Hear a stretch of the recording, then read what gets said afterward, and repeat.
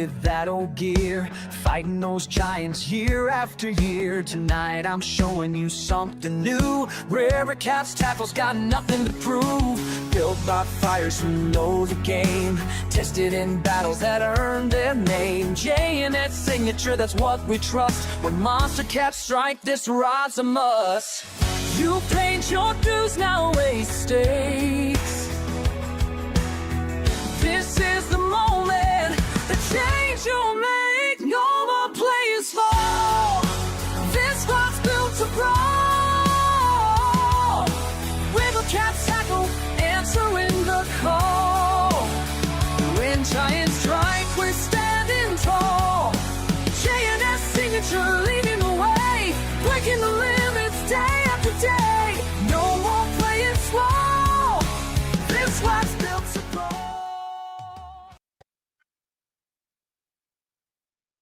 Howdy, howdy. Catfish with us, Matt Ryan. We got Greg Burgess in here. We give everybody time to get over from Danny. What's up, Greenwell? Yeah, because we should have, I don't know, there's people fishing. We've got some special guests. Apparently, I'm just finding out in the last 5 minutes. Apparently, there's a lot going on tonight. Right. V, say something. Are you muted? I don't know, am I? Okay. Nope, you're not. I just saw your lips move. What's up, Paul boy? You're good. I was probably licking the food off my teeth. Get all the morsels. It's Cheez-Its. Yeah, so we are live on 2 YouTube channels, Lance Makugai, Hawaiian Fisherman, and the RCT YouTube channel. We got that working. We're live on the RCT Facebook page. Man, we're getting big time. I'm so proud. Okay.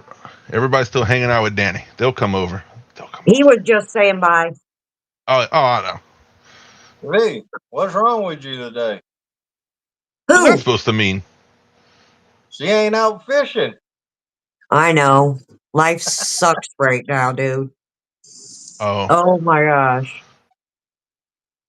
I was so excited about today. Listen, I spent forever packing a lunch, doing everything. And then to get taken off the water by wind was devastating. I'm just going to be honest. That must have been bad wind for y'all. Yeah. It was. It was not a pleasant experience. We don't even have a boat right now again. What? What'd you do to it? The boat, remember the top had a leak? It had like a defective material. It's down there getting fixed. Oh, okay. They're doing as good and redoing it, even making a modification or two to make it even better. Man. We didn't break nothing. So catch me up on how today went while we wait for people. I didn't even get I was out on chat. I just saw that we were just live all day today straight through. Yeah, during Stan's show there were 30 some fish caught. So wow. Yeah. John and Steph, they got a 26 and a 35. And then we caught 10 fish. And one of them was a 16-pound channel and then a bunch of dingers. Oh, so you got to catch some fish. You just should have been able to stay longer. Yeah. We had to leave at noon. Yeah. Yep. It sucked. So. Yeah, it better be safe, though. We came back across the bay in 3 to 5 footers. Some of them might have hit 7 foot. Yeah, it ended up real fast.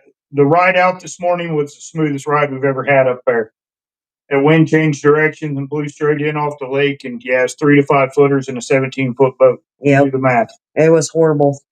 Yeah, you have a lot of V in that boat, but even a lot of whole V, not that V. Your boat looks like it would ride really smooth, but 3 to 5 footers is a bit excessive. We got wet. They came over the side. I stuffed it into a couple waves. Yeah. Oh yeah. So we ended up off the water, but Steve Hooker Thomas, he caught, I think he had 13 carp. he had like 13 carp or something like that. He even Holy caught a cow. mirrored carp. He caught a mirrored one too. It was pretty. Oh And yeah, then, their carp are beautiful. yeah. And then, Muskrat was out there with the kiddos and they caught a good 24 bluegill. Yeah, But I don't. then Danny I don't. caught one fish on Lisa's, and I think that's it since then. Oh no, they caught two. Lisa caught two, I think. Danny caught one, and then who caught one? Ed Evans. Stan was out here hogging all the fish for his show. Yeah, they all came out there. Yeah, I popped in. I don't think I was chatting, but I popped in throughout the day, like just to see. And I just kept seeing everybody's channels had so many people on fishing. It looked awesome. Yeah. And I was at work all day, 8 to 1. Oh wow, They all stayed pretty full. good. Yep. It was, So we may have. We should. I guess we're waiting until they for sure are coming, but we might have a few super special guests coming up tonight. Maybe two of them. Plus a couple of people that are still fishing, I believe, might pop in backstage. Kind of waiting around for everybody else to finish up. oh, here, I'll find out real quick. Hold on. For you. Hold on. Yeah, we're at 14 total right now, so we're still low on the watchers. Yeah. Man, we've been averaging 40 plus, 50. Yeah, we're always at least at 30 now, even when it drops back down. Yeah. Well, Matt Ryan's here. All right, now the crowd's here. Ryan. Now we have a crowd. Matt, probably Wednesday, Thursday, you'll see me out live fishing, hopefully. If everything goes as planned, I'll be sitting on the pier here in Sheboygan trying for some king salmon. What's up, Gray Wolf? What's up? Are you going to do like a catch and cook and all with that? That's pretty different for a lot of people, I feel. What I'm going to do is I'm going to catch them live. I ain't cooking out there. Well, you can catch them.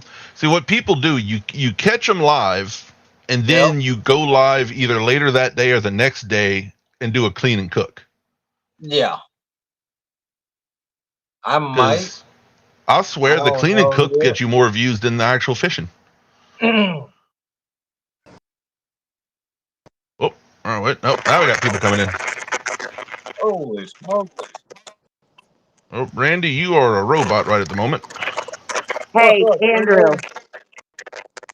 Andrew. What's up? It's not working for Ray.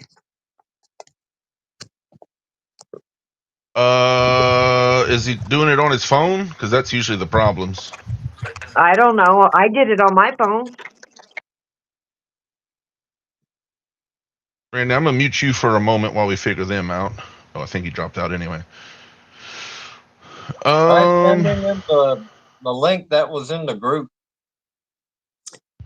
Yeah, sometimes if it comes from a different person, it works better for some reason.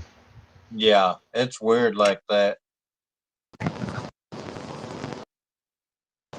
The one you want me to copy and send it to him? Yeah. Okay.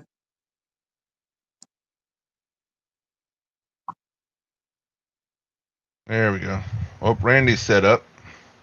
Yeah, see, Randy got a guest on the boat too. Yeah. I think he muted himself. That'll work. Probably. Yep.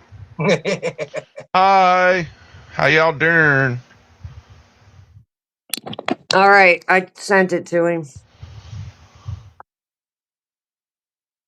What's up, Benoit ladies? Up. They back from Florida.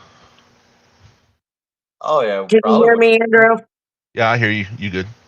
Okay. Probably got a freezer full of fish. They had two coolers full, I think. Yeah. Yeah, They're because gonna be doing good like for a on there, while. if you're friends with them on Facebook, they posted a lot of different little pictures and Mhm. videos of some different fishing excursions. There was a lot to see. Yeah. A lot of different fish. That's that's my favorite kind. I like catching all kinds of fish. If I can go on one trip and catch like 8 species, I'm so happy. I thought it was pretty cool. They was posting pictures of them going picking up seashells and stuff just along Oh yeah. with their niece.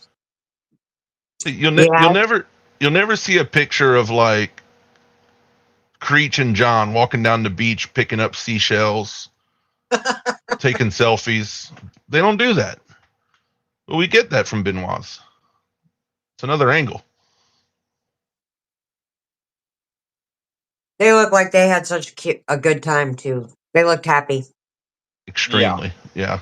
What's up, Rowdy? Let's see. We have the boss.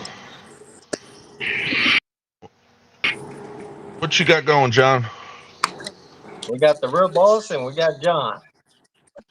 Is that working or what? Can y'all Looks Yeah. good enough for me. y'all see me? Yep. Hell, I Yep. can't. Yeah. Yeah. You can't see nothing. You see the rods? Yep. Yeah. Yeah. You have 2 out? Let y'all see 'em. What's up, H. You Lee? got a bite too, homie. Fish on, y'all. Oh, hell. Ain't that a bitch? You jerk. Dang. You jerk that like a bass fisherman. What you doing? Andrew, Man, What's up? I'm gonna help Ray. I'll be back. All right. Yep. Let us know if we need to do something. And John, Matt Ryan said, "Hey, Cyclone, you catch anything today?" 3 fish. It's 69 pounds. In Wow. 3 fish? I caught 69 pounds of fish. Yeah. Nice. 3 fish. Shoot. I think that gets you to day 2 at Vicksburg this year.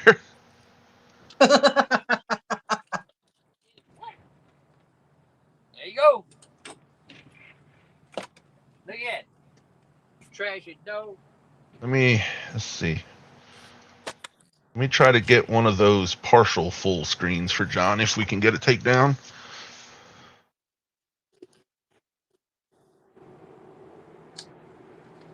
Let's see. I think we have 2 J&S signatures. Looks like an Albatross 6000 on the right and a something new on the left. 17.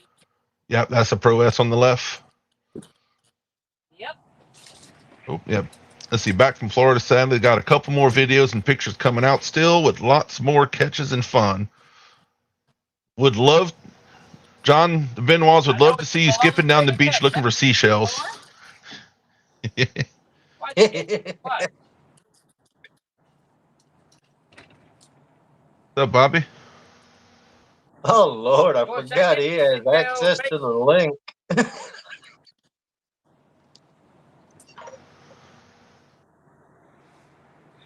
Hey, Lisa. I know. I've never seen John get so excited over a nibble before. He yanked that thing. Yeah, but that's a big bait. One on the Pro S. Yeah. That's a big bait. Fred's in boat traffic today, man. It's unreal. Oh my God. They getting in the last minute boat rides? Well, I think the northern states calls like Labor Day weekend the last for pleasure boaters. Shoot, for Yep. us, that's when it's finally cool enough to actually go out. Man, up in Wisconsin, they'll keep boats out for a while. If it stays nice, they stay out on the water. Hanging at the moment. What's up, Bobby? Hey.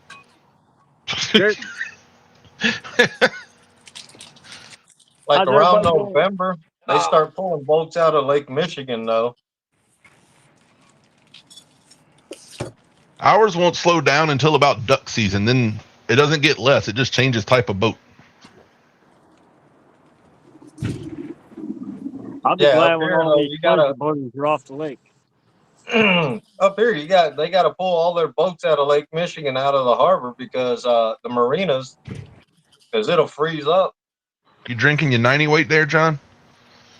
See what I got on land? I got coffee. I just got done with my cup of coffee. I gotta go up and get mine. I forgot. Now Bobby's gonna get a bite. Right. I didn't drink coffee all day, Lance. You didn't have them biscuits. I ain't had no biscuits. Can't help that. That's true. We didn't get biscuit pictures today. I know. It was a good day at work.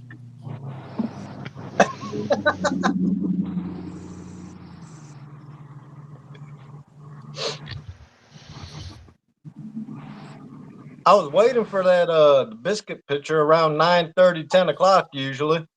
Hey, They didn't Stan pop sent up. you I was like, what's going on? Hey, Stan sent you a secondhand picture. Don't worry about it. Oh,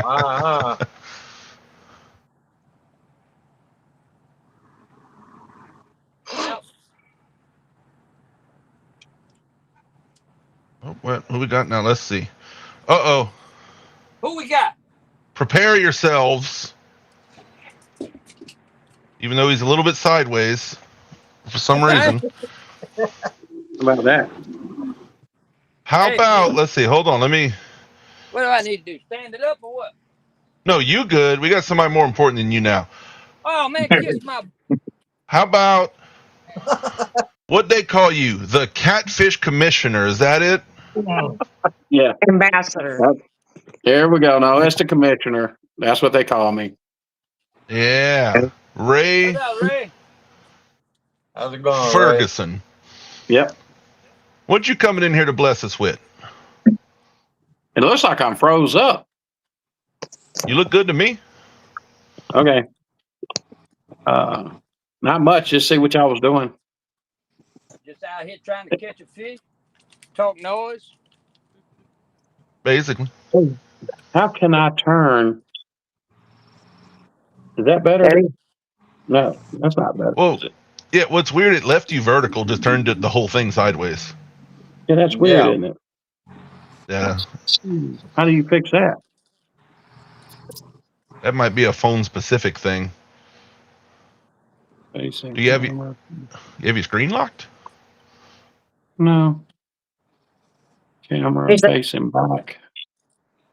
I never do shows from my phone, so I have no idea. I can help on the computer sides.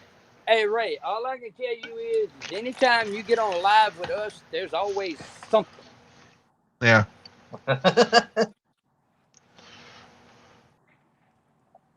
Let's see what happens. Wait. See, and that's your let's see what happens and then kick yourself out. That's about right. Hey, Like I Lance. did that, and I did that for a week. Oh, we've all done that. What's up, Crappy Dave? Oh, he kicked himself out. Yeah. Yeah. Still doesn't do it. They think, well, you Welcome good back, like Ray. that. It ain't a big Yeah. deal. It's hard to see everybody though. Yeah. Well, let's see. Well, I have you a little bigger than the rest. So what I'm going to do, because you count as special guests, so I'll make more room. I'm going to take the chat off the screen for today to give you room. If I switch to this type, it might make you a little bit bigger. Let's see. Which one of There. these looks the best? How about that one? That one looks pretty good. We're Is that good. better, Ray? It's reconnecting is what it's saying. Oh, you on Now the it's show? back. We talking. We good. We hear you. Yeah, we back there. Well, mine said reconnecting for some reason. But anyway, y'all Hey, catching any Jack, you fish? know what? I'm You know getting a what? bite, but I think it's a We did turtle. this morning. I got like 68, 69 pounds. But you know what's bad, Tank? What's bad? I was getting bites until Ray showed up. Shame on you. They didn't want no part of you. Andrew, are you just pushing buttons, dude? No, some of these views don't show everybody. I'm trying to find the one that shows everybody. That one does. Tank, Yeah, it just makes Ray a little smaller, but yeah, we'll roll with this one. What's up, He's John? Yeah, ginormous everybody on caught. mine. They all caught fish this morning on Stan's live. Gotcha. Are y'all ready for the it's cool down that freezing. we're about to get? I'm still in here, Tank. Yeah. Yep, you good, John? You in? Huh? We're already freezing, Ray. I can imagine. You know, she's freezing. No, Everybody sound it like a was robot. 51 when we left the house. 49. Oh, it was 49. It dropped to Yeah. 44. It's That is 47 freaking when I cool. got the photos, man. John, Yeah, I hear you 49. good. Nobody's roboted to me. Yes. It was I'm still 49 down in degrees Georgia. here this morning. What is it in Georgia, Ray? It was 91, I think, today. I'm still down here. Holy cow. No. Oh yeah, that's like over here. We're just happy to be in the low 90s instead of the hundreds. Yes, most definitely. You're going home this week, though, aren't you? Yep, going to Rising Sun. I know, and you're bringing my bestie. No, she's on her own. No, she said she was coming. You better bring her. I'll hunt No, you she's down. driving her own vehicle. No, she said she was coming. I'm so excited. The deal is so when we go up there for that tournament, it's a Saturday and Sunday. So we have to take two vehicles because if something happens and we place, then I'm leaving with the boat and headed home to get the kids, and she'll stay back in Polygraph and collect the check. Yeah. Gotcha. Okay. So, because we're automatically polygraphed the top 10. Well, I'm excited because I get to see her finally. Yep. See, last year we got held up by the fog, and we didn't do so good the first day. So she just went ahead and went home, and well, she slept in. She didn't go home. She slept in, and I went fish by myself, and I think I ended up with the 5th biggest fish. But for a long time, I let it. And when I say biggest fish, it was only 33 pounds, and I think 35 won it. That's hilarious. Hey, Wow. biggest is biggest. So, How many boats are in it right now? 130. Holy cow. So, if you never Johnny been, and have Lonnie you? are coming up, right? Yeah, they're leaving same time I'm leaving. Okay. You've never been there before, right? No, this will be our first year. Well, we're coming because of you guys. Son, you are going to have a freaking ball. I'm excited. That's Yep. what, in a week? That's a week, right? Next weekend. That's Saturday. Weekend. Yeah, next weekend. Yep. You're going to have a freaking ball. You'll be there I'm Friday excited. night, I'm assuming. Yeah. When are you coming up? Huh? When are you coming up? When are you guys getting there? She'll be there sometime Thursday, I think. Okay. I'll be there hopefully Tuesday. Did you? Okay. All right. Well, we live close, so this is the first time we live close when it's a tournament. Hey V, you want to see something cool? Well, I want to show everybody tonight. You might have seen this already. is this the gator? Yeah. Heck yeah, that's friggin' That's so on the awesome. JNS. That's on the Yep. JNS rod. That one, right? Yeah, that's the fight with the JNS rod. Pulling up an alligator. That is About a awesome. 9-foot gator. I think that's what Creech said, yeah. Yeah. How big was it? That one was about 9 foot. Did we lose Ray again? No, wait, Oh, maybe. yeah, we did.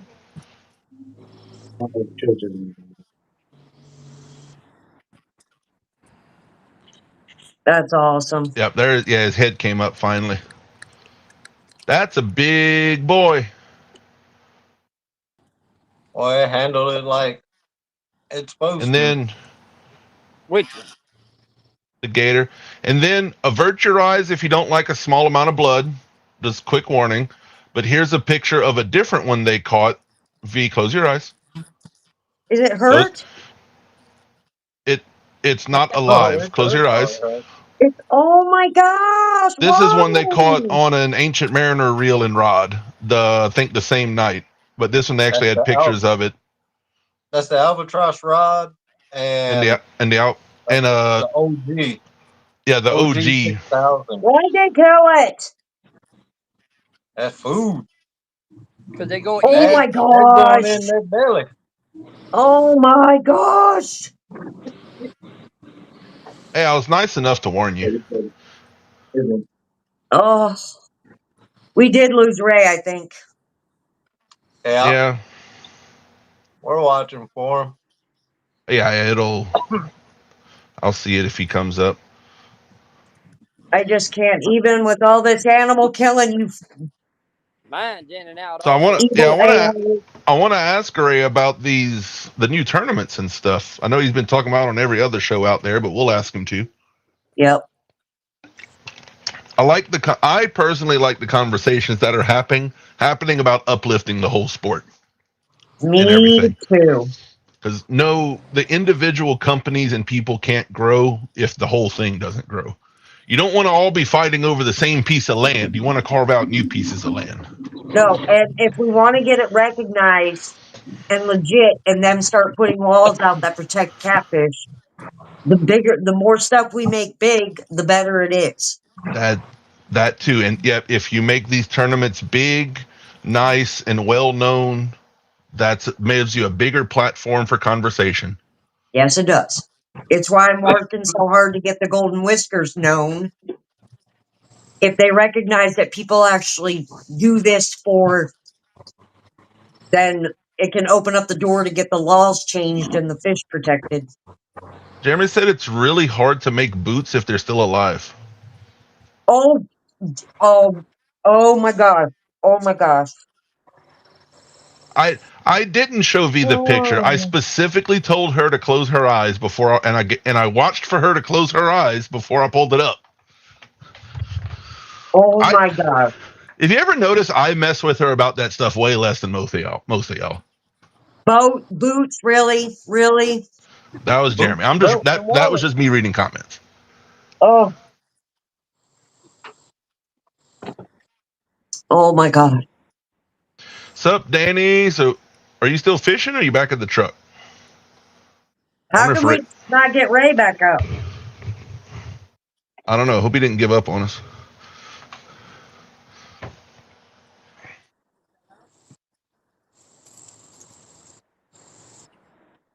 I don't know. I don't know. I'm on my phone, so I don't. What's Chris doing? He's sitting here beside me. He got a phone. Do you have Ray's number? I didn't know if he had Ray's number. What's up, Nate? I've Facebook messaged him. I'll see if. No, he's. I'm not gonna call him. Oh, he's afraid to call him in case he's trying to get back on. Yeah.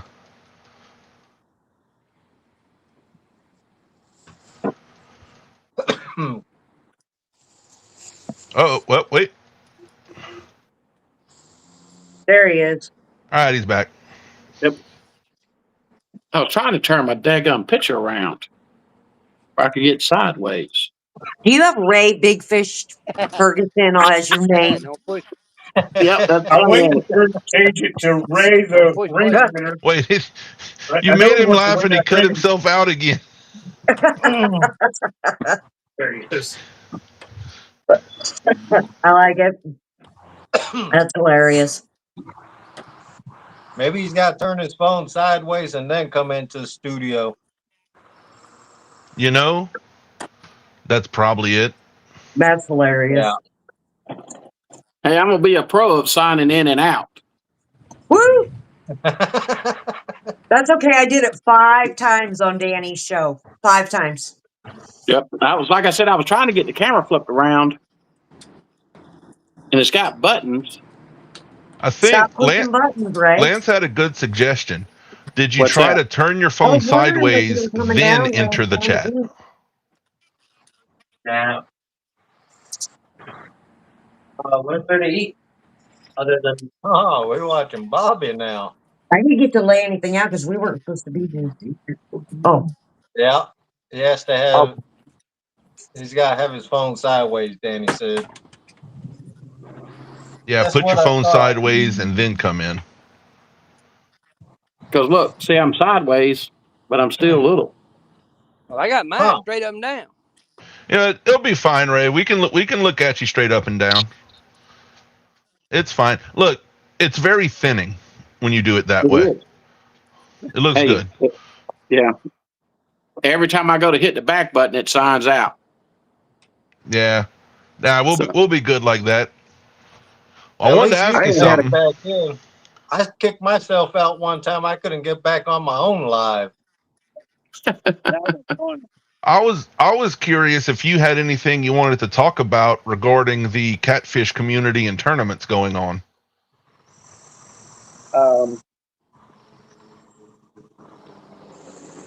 I see Cabela's. They raised their entry fee.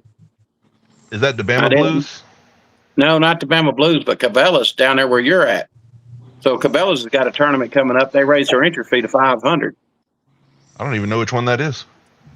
Uh, Is that the one in it's New at Orleans? Paris. Yes, New Orleans. Oh, okay. Yeah. Oh, that's Their King tournament- Cat Narco. Is that the same thing? Yeah, I think Okay. they raised it $500, and it'd be like a $27,000 purse. Hey, that's getting something. Yeah. Well, man, it costs so much to go fishing, you know, especially like to travel there. And I know it's another, say, $125, but 125 times 50 comes out to be a little bit of difference. You know, it's a pretty good chunk of money there. And that's really what we need for all the tournaments. The higher the entry fee, it's not trying to push the little guy out. It's just really everything costs so much now to make it feasible to actually travel. You know, Right. you need Get out the a little bit, last pay in place should be no less than $3,000. You know, depending on the entry fee. You know, if it's an entry fee of $2,000, it should be $5,000 because it's Right. going to cost you $3,000 to go somewhere. And I think Yeah. that's about the payout percentage when me and you were both at MRM in Vicksburg. I think that was about like percentage wise how it came out. Yep, it was $2,500. I got it, and that paid the entry fee. And y'all were 10th? Yep, it was 10. Okay.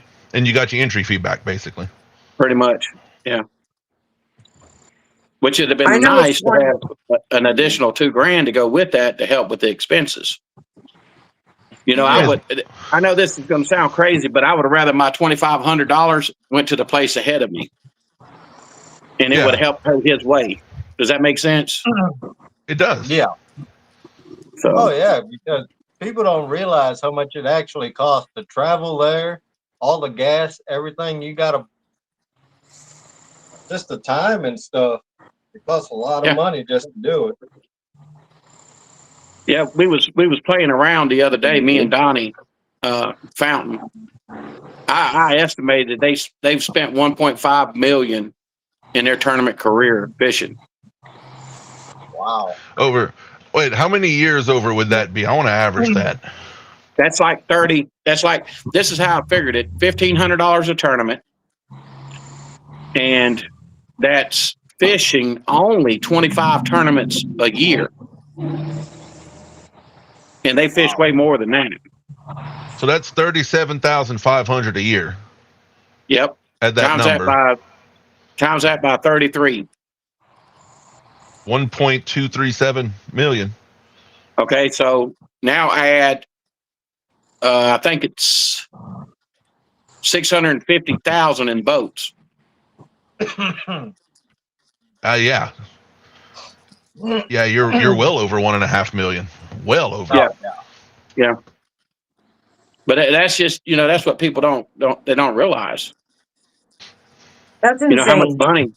How much money you spend fishing. But if you was a race car driver or really anything, those guys to go up and down the road, they say like a dirt late model, the average payout is 10 grand, 15,000. And that's to win it. And then, then you go down the road and they're not making that money because you just got to have good sponsors is basically what they need. And that's the only way they can do it. Yeah. And we basically sponsor ourselves. Yeah. A lot of guys, like I know you kind of can, you basically can afford to do it yourself anyway, even without the sponsors. And a lot of guys kind of have to just because it's so damn expensive to go ahead and do everything. You just don't have sponsors knocking your door down to say, hey, look, we're going to give you $30,000, $40,000 to go fishing. Yeah. And, you sell our products and you go from there. So the way I'm understanding it is, which I'm agreeing with it, it's not that you're trying to knock the little man down, like with the championship and some of the rules that people are arguing about. You're trying to raise the entire industry to bring more interest from sponsors and other companies, so the entire industry is raised up. Until they get it in their head, 100% payback tournament is not working, because 100% payback tournament does not work. No. You have to have sponsors. And I feel like the tournament directors are lazy and they're not pushing for the money. They're not pushing the cities for the money. They feel like they owe the city something. They don't owe that city anything. If they're not willing to pay for us to come fish their area, then we don't need to be there. I would rather fish a Channel Cat pond if they were paying the money. Right. Versus Vicksburg or Memphis or anywhere, even Alabama. These tournaments bring them a lot of money. They should pay. Exactly. Well, see, y'all hadn't been doing it as long as I have. So let's go back 15 years ago. I was getting paid. My entry fee was free. I didn't have to pay an entry fee. The only thing I had to do was wrap my boat. I would get probably half priced any electronics I needed, free trolling motors, free fishing gear, just to wrap my boat. I wrapped my boat and they paid for it. And that was it. My sponsor was ethanol. And then they decided, people started fussing about, Cabela's is keeping all their money. They keep 20% of the purse. And then the whole community got, started bashing on them. And then the next thing you know, we're at a 100% payback tournament that is sponsored by anglers. And that's what we've got. So they can't bitch anymore. They did it to themselves. Yeah. No tournament should be 100% payback. No, it takes a lot of time and money to put those together, and the people have a right to make money off of it. Can you describe, because in our group on the show tonight, we have some guys that are, say, from California, they don't even catfish. So they're learning about catfishing in general. Can you describe exactly the math of what are you calling and what is a 100% payout tournament versus what you're saying it should be? Like, simplify it if somebody hasn't heard of this at all. So let's say let's just use Alabama. We go to Alabama, and Alabama gives me $10,000 to put on a tournament. Okay? Right. that $10,000 should be guaranteed. If one boat shows up, first place pays $10,000. You follow me? Yep. You're saying Yeah. that's how it should be. That's how it should be. Yep. And then they break it from there. You know, if you get X amount of boats, you break the $10,000 up. Or if they want big tournament, then they got to come up with $50,000, and it's going to be a $50,000 payback, and go from there. Let the Right. sponsors pay, and then to pay back through the field, take 20% of the money from the anglers and pay the rest of the field. Because what I would be doing is I'm gonna go to Alabama and I'm gonna say, look, I'm gonna bring 100 boats and I'm gonna get 50, and this is all hypothetical.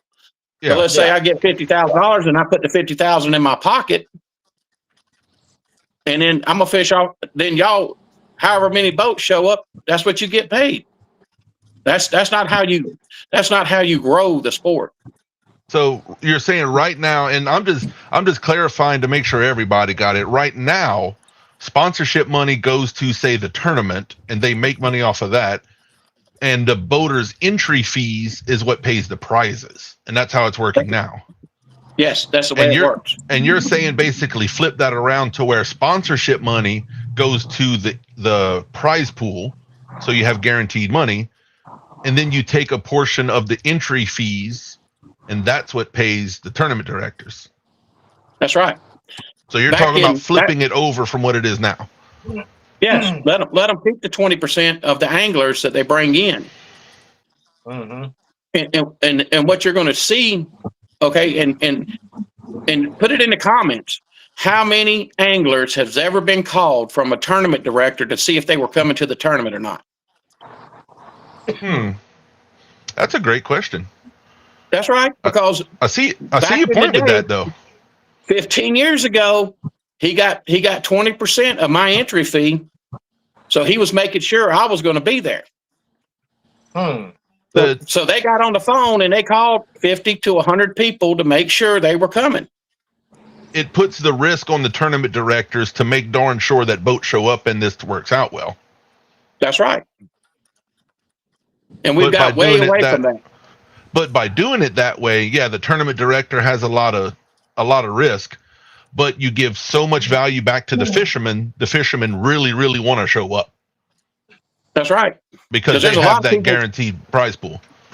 That's right. It's got to be guaranteed. All these, every time I see a tournament on Facebook, it says if 50 boats show up. If. Yep. No, it shouldn't be that way. If you're going to put on a tournament and they need to get the money from the cities and get away from the cities that we're going to, go to different fisheries and pay the money.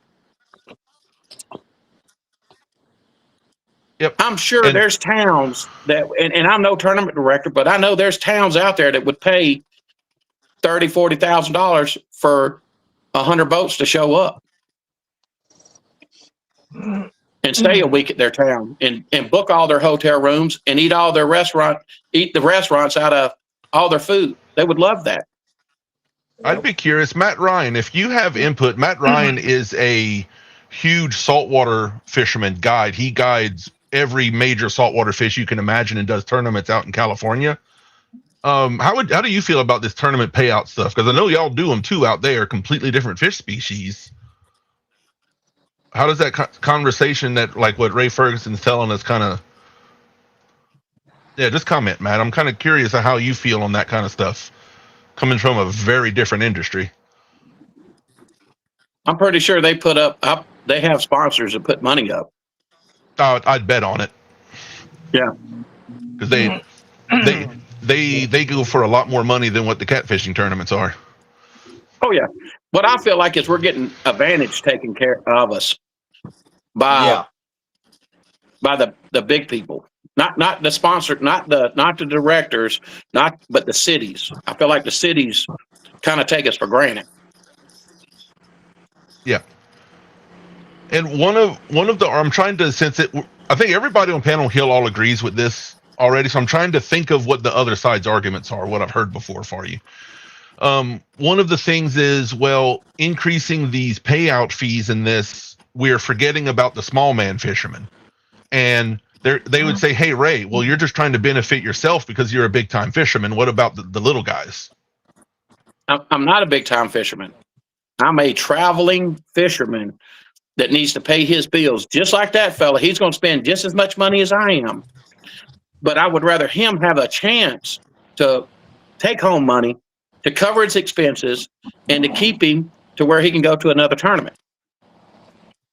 That's bottom line. That's what it is. If you're a good fisherman, you should be able to pay your bills and fish.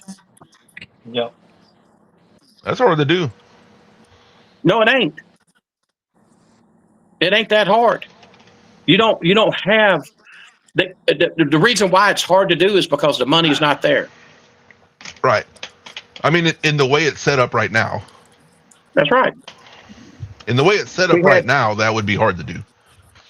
Exactly, because you're fishing off our money. You know, they call it the back gate. So when you got the back gate in racing, that means you pay the purse off the racers itself that show up and race. That's how you get your money. Instead of getting it from the gate money, they take it from the racers. Well, that ain't fair.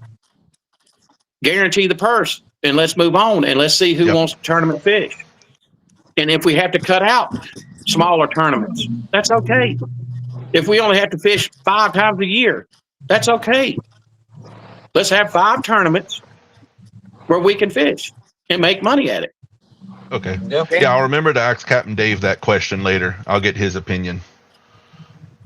And no, I believe if you make these tournaments bigger payouts, and more, big name people want to fish them, when the popularity increases, you'll have even more small tournaments for the other people to also do. Because look, it's a popular thing now. Look when Texas Hold'em became popular overnight in the early 2000s. Suddenly you had Texas Hold'em in casinos where you didn't have it as much as it used to be. You make something popular, you have more big time and small time. So you have more for everybody. The numbers I've always heard, and I'm just going by what I've heard, I have no data. There are more catfishing people than any fishing in an industry, bass, everything included. Because they could take their family, throw a Zepco 33 out with a hook with some chicken livers and catch a catfish. And they have great quality family time. The only one that maybe there's an argument is like pan fishermen that can use a box of earthworms. Same thing. There's a lot of those. Yes. But I'm saying they're going to be really, really close. Yeah. Right. To say I'm a bass fisherman, because I've fished for everything. I've done a lot of bass. It takes a little bit of money to go buy some plastics and do some things. It's a bit of a startup. Yeah. I started catfishing with a cane pole. Yeah. And Chris and V were saying, and that's something we were saying before you came up when you were trying to figure it out still, the more you increase the popularity, that gives you a bigger platform to then bring up conservation. Right. Okay, so let's talk about that a little bit. And I'm not knocking the little guy. Understand, I'm not knocking him.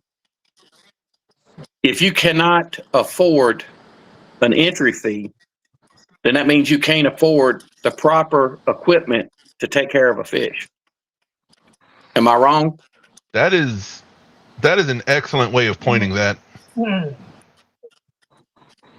Because ask Randy's up here. He just finished making him a live well to fish Memphis. It was a lot of effort, and there was a lot of money involved to make sure that stuff is taken care of. Well, here's my theory, because you got to understand, I come way back from we didn't have the proper live wells that we do today. And I'm not saying that you need to go out there and buy a $100,000 boat so that you can have a proper live well. The YouTube people has opened up the door for catch and release. You can catch it, take the picture, weigh it, put it back in the drink. You don't need a live well. Right. And I don't know why more tournaments They don't do it. Yeah, It how, don't, it doesn't make, That would be the best way to do a tournament like that. Do all the tournaments like that. It's healthier on the fish. You ain't got to drag them well, up. I mean, I you saw have him an in official. chat. How many kayak tournaments has Ryan Bortz won and hasn't had a Right. single live well on his kayak? Well, here's the thing. All catfish tournaments have two people, right? So you would just have a angler and a co-angler. And your co-angler shows up at the weigh-in that morning, and they get picked to go with whoever they're fishing with that day. And all they're responsible for is weighing fish. No putting hooks out, no doing nothing. It's you just get in the boat with whoever, and that way there's no cheating, as you would say. And in bass Right. fishermen, that concept's used constantly. Yeah.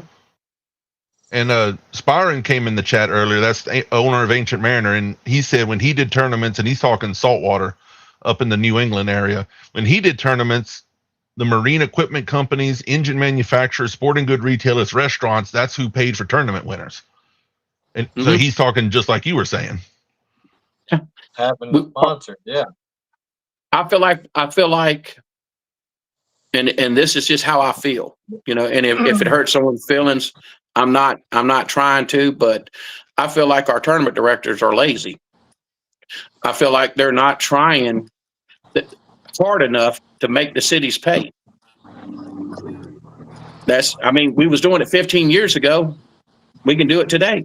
Now, here I actually don't know. Is it completely different tournament directors right now than the ones that were 15 years ago?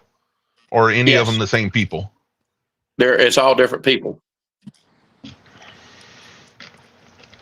And when you when you put a tournament on and you have a $2,500 entry fee,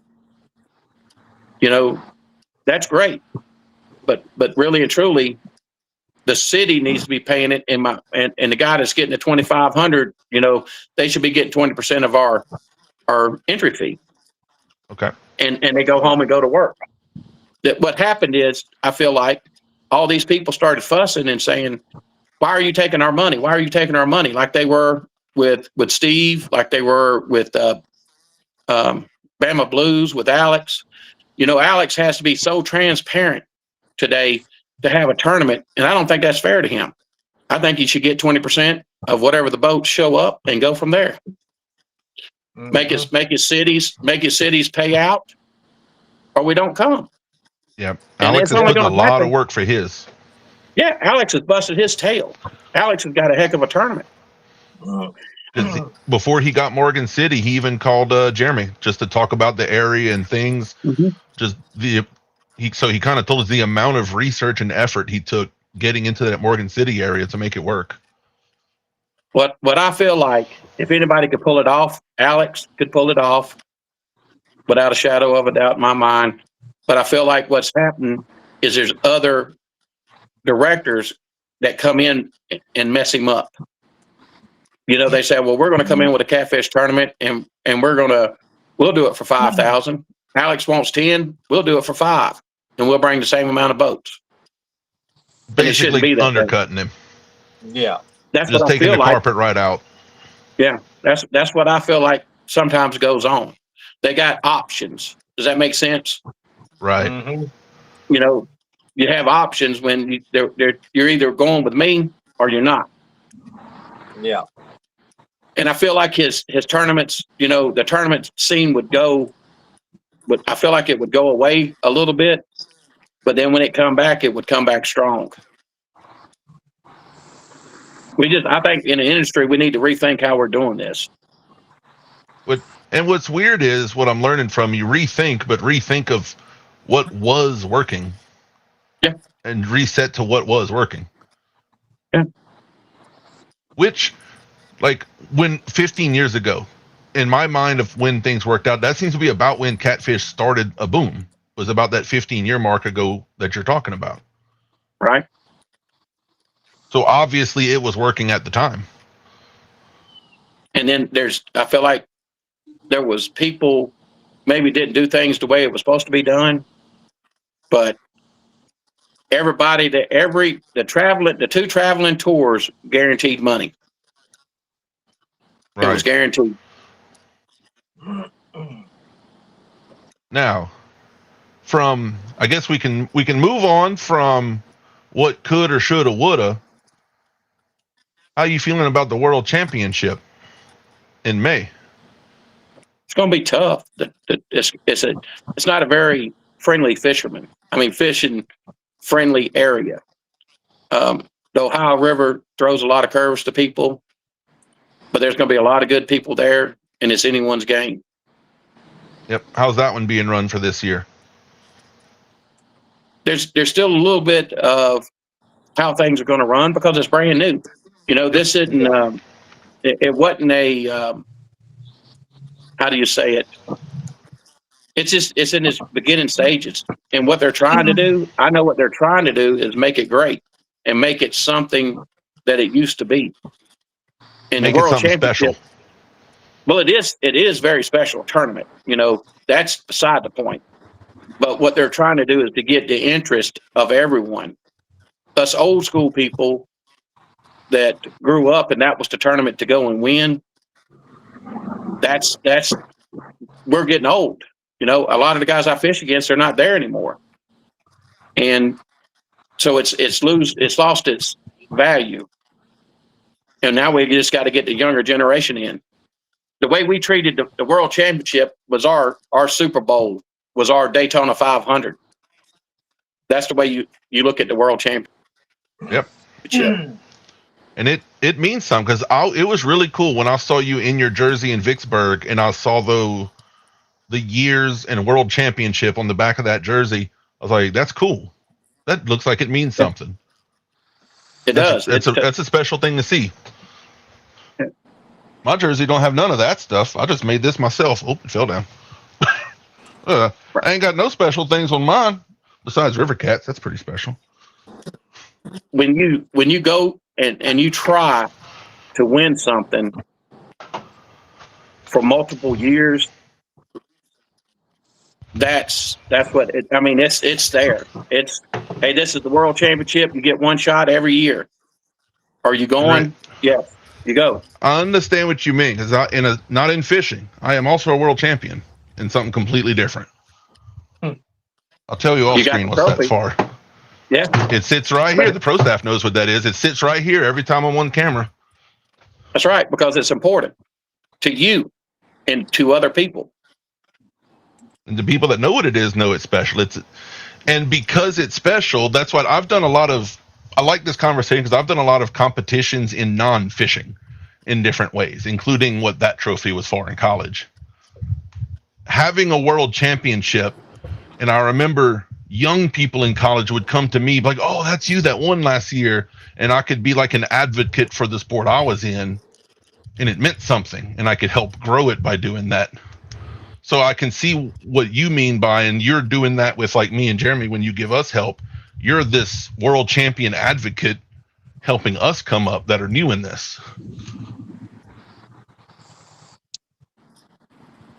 It was funny. Sense. Yeah. I'll tell you a story about that. It's funny as heck to me because, when people, you talk about people, your high school people coming up to you and stuff, I had the same thing happen to me. We were, me and Melissa me and the kids, I took them to the lake. We was at a cabin and I said, look, I've got to go get some froze bait because I've been in Georgia working. And I said, I don't have any bait. So I was going to run up to the bait store, get some. And, I was walking across the parking lot and I seen a guy pick up a skipjack out of a bucket. I said, oh. So I slid over there. I said, hey, where you get them skipjack from? He said, oh, I caught them. I said, okay. I said, what are you going to do with them? Y'all going to catch fish tonight? No, we're going to take them up to the store and sell them. I said, I'll take them from you if you don't. Oh, no, I got to sell them. Well, as I was leaving, I hee-hawed around and tried to talk him out of them skipjack. I did everything I possibly could do. And he said, oh, by the way, what's your name? And I said, it's Ray Ferguson. And the light went off, son. That boy like to fell over. He said, you're Ray Ferguson? He said, you beat us. You beat us on a YouTube tournament. And I was like, well, yeah, that's me. He said, I can't believe that's you. Well, did he give you the skipjack? Heck no, I bought him though. and he got a selfie. We all posed for him, but I mean that right there that was pretty cool. And that's what a lot of times people see us out, you know, these and they see and they don't. I'm very approachable. I agree. Rising Sun. We're going to Rising Sun this weekend. And what really set me off at Rising Sun was we'd done some seminars or something about electronics. Well, before blast off, I was out at the dock setting people's graphs up before the blast off. So that they could sit. They was like, we're having trouble with our graph. Could you look at this real quick? I jumped in their boat, set the graph up. I said, you're good to go now. And then there was two people sitting there, and I went to their boat and helped them out. And they come back with fish. They was like, hey, man, what you done worked. I said, all right, I appreciate it. Y'all have fun. I said, don't touch it anymore. There's a few guys like you that I've met at these tournaments because I know you're that way. Chris Souders is that way. I'd forget names if I start naming them, but so many guys that gave us help, and like we're competing against you, and will sit there and tell us what to do to try to give some help. It's nice to see. We had I think it was $50,000 Cat Masters. Donnie give information to the first place guy. I give information to the second place guy, and we finished third. Apparently, y'all knew what to do. Yeah. I mean, it's just, you know, but take this in reverse. Those guys helped us in Texas when we was fishing in Texas. Right. So even though we're competing, hey, I want to see you win just like myself. And I feel better. I think I feel a lot better when someone wins that I helped. I think I get more enjoyment out of it. And it doesn't matter if it's $100,000 or not. You know, if I helped you win that and you know that, then it's like I'm game. And that happens with the Sport for Ma trophy was the same thing. When you get to the high end and you're in championship rounds, suddenly the people that were knocked out already want to help you. And like all the, I don't know, not the schmoozing, but I'm trying to think of the right word, but all the networking you've been doing kind of comes into play. There's a lot to it. Most definitely. Do you? Oh God! Now we can see you. Don't do that. There you go. I'll let you choose if you want to talk about it or not, because I think you talked about it with Steve Douglas on another show a while back, about the World Championship and no kids. You choose if you want to mention about it. Well, everybody knows I fish with mine. There's certain places that you could fish with children, and there's certain places you can't. In my book, and this is just me being a dad. Even with Melissa, there's tournaments that I don't want her to go to, and I literally have to come up with ways. And I shouldn't be saying this. I hope she's not watching. So she knows how to comment in chat. So. Oh shit! But I don't want her to go because it's dangerous, and she's pretty fearless. But when it comes to kids, so let's give you an example. I would have loved for Niall to be at Mississippi fishing at Megabucks. It'd have been me and him. The problem is he can't fish it because he would leave. We're leaving at 3 o'clock in the morning. Mm-hmm. We're running 2.5 hours in the dark. And if we hit a log and he's thrown out of the boat and I can't find him, how you gonna find you can't. And yeah. And we both hit it. Fair to him.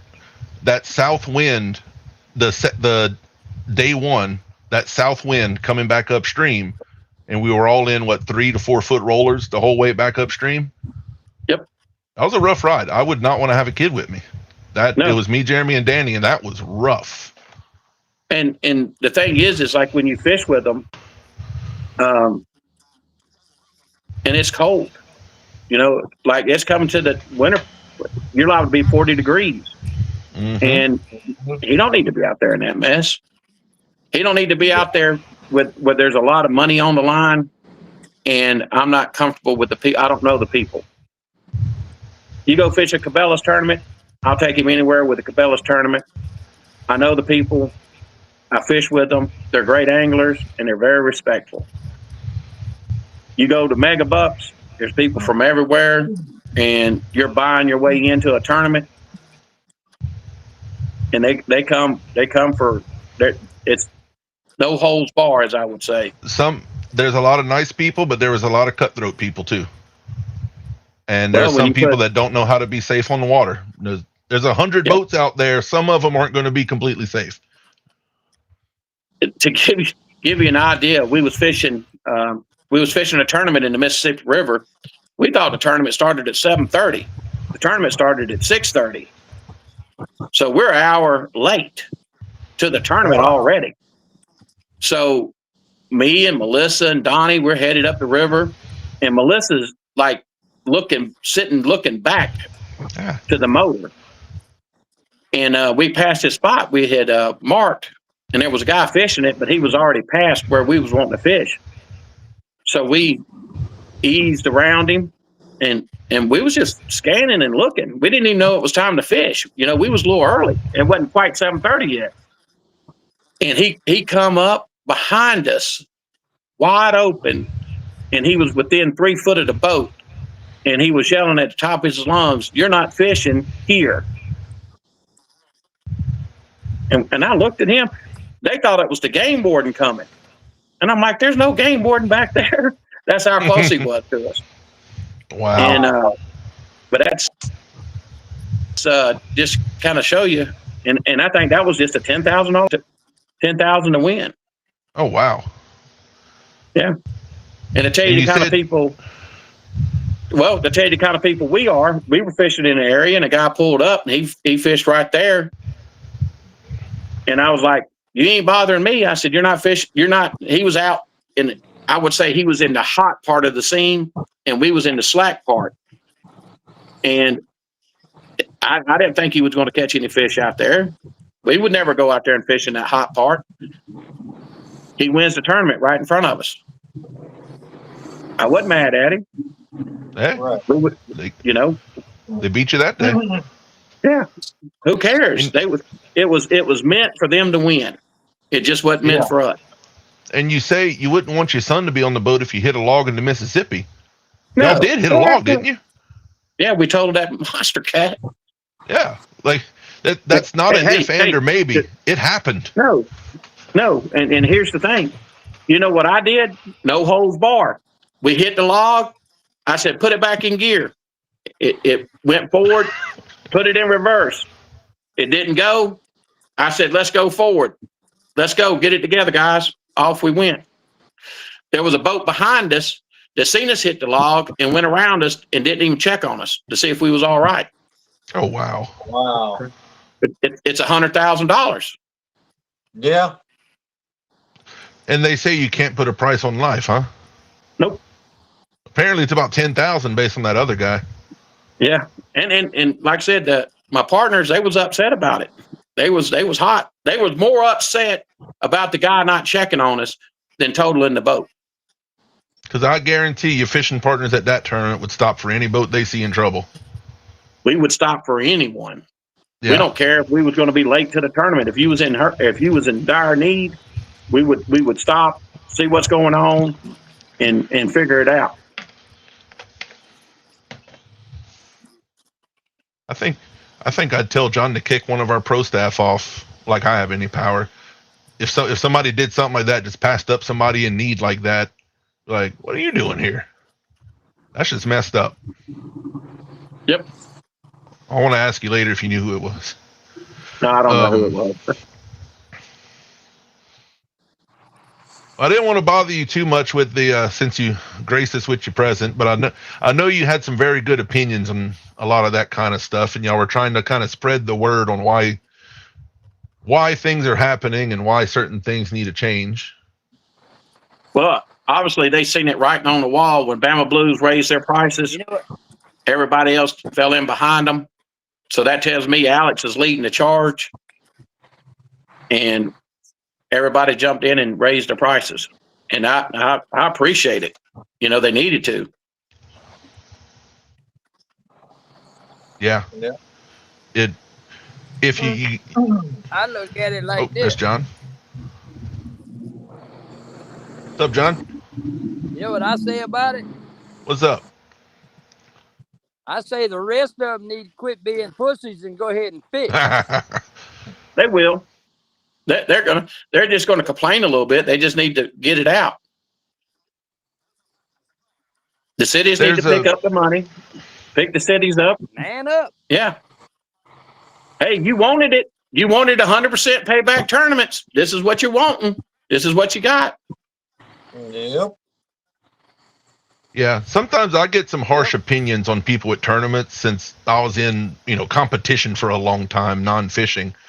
But it's like do you want to say, like me and Jeremy were talking and we used your name as an example just to say a name. Do you want to just say, I fished against Ray Ferguson? Or do you want to compete and see if you can beat him?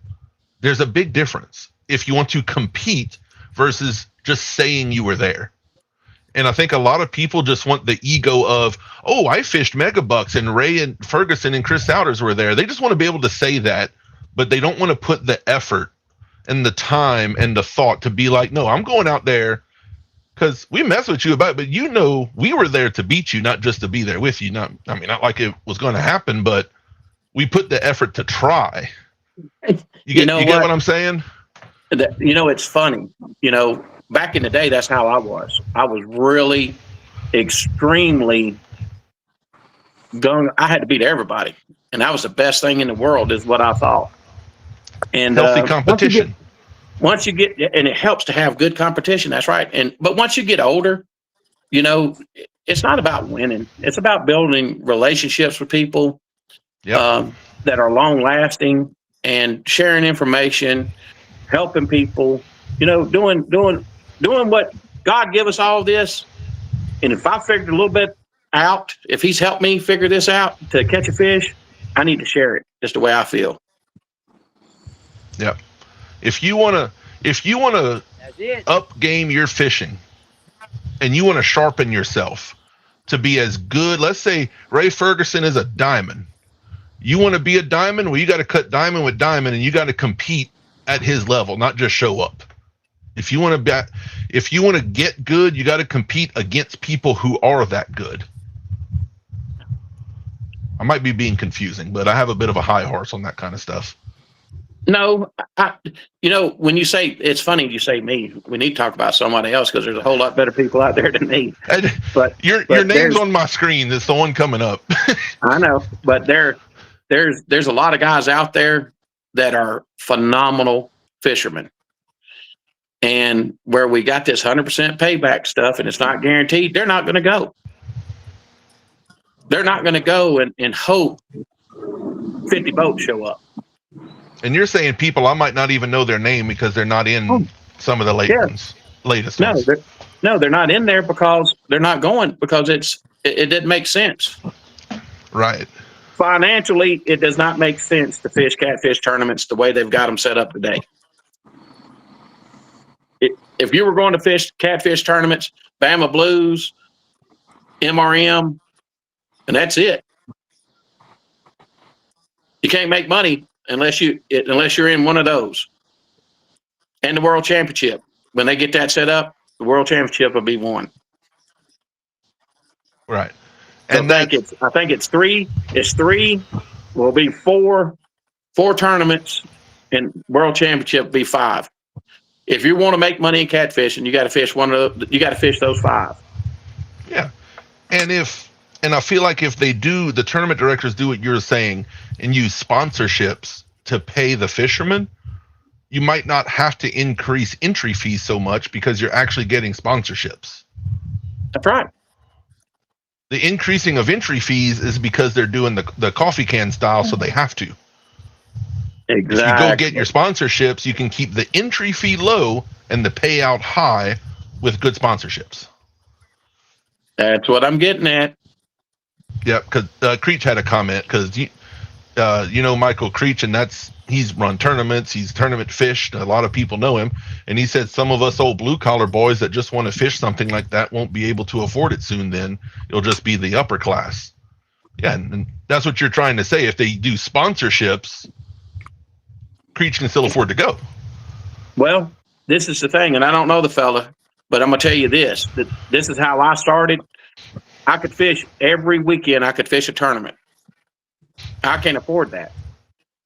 I can't afford to fish every to fish my local tournament, and I don't have to pull but an hour down the road is going to cost me $600 to $1,000, $600 to $1,000 to go fish. What am I going to win?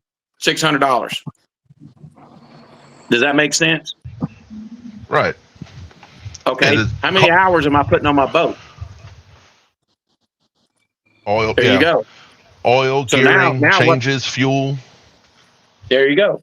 So I'm wearing my boat out, and I'm a tournament fisherman. I'm not going to wear my boat out on a local tournament that I know I can't win. Well, I mean, I could win them, but I'm not going to make anything out of it. If I get in the top 3, I don't even pay my weight. It's not worth it. If I was to run to Fort Loudon, it cost me $100 in gas. I'd fill up my truck, but I'd have probably $25 in gas, $100 in the boat. But every time you crank that boat up, you're losing $100. And Parker has a comment like he was talking to Creech. He said eventually it'll turn into high profile events like bass fishing. But it's never going to make it. It'll never make that. Until we get away from 100% payback tournaments, it ain't ever going to happen. But you want, because me and you can't go fish the Bassmaster Classic. We're not there. That's right. But we can. But because the Bassmaster Classic exists in my town, near me in Spring Bayou, there's no less than 3 tournaments a year, and there are high school bass fishing teams because bass fishing is so darn popular. Imagine catfishing. Yes, me and you and Parker and Creech cannot go fish the championship because it's too expensive. We're not big dog enough anymore.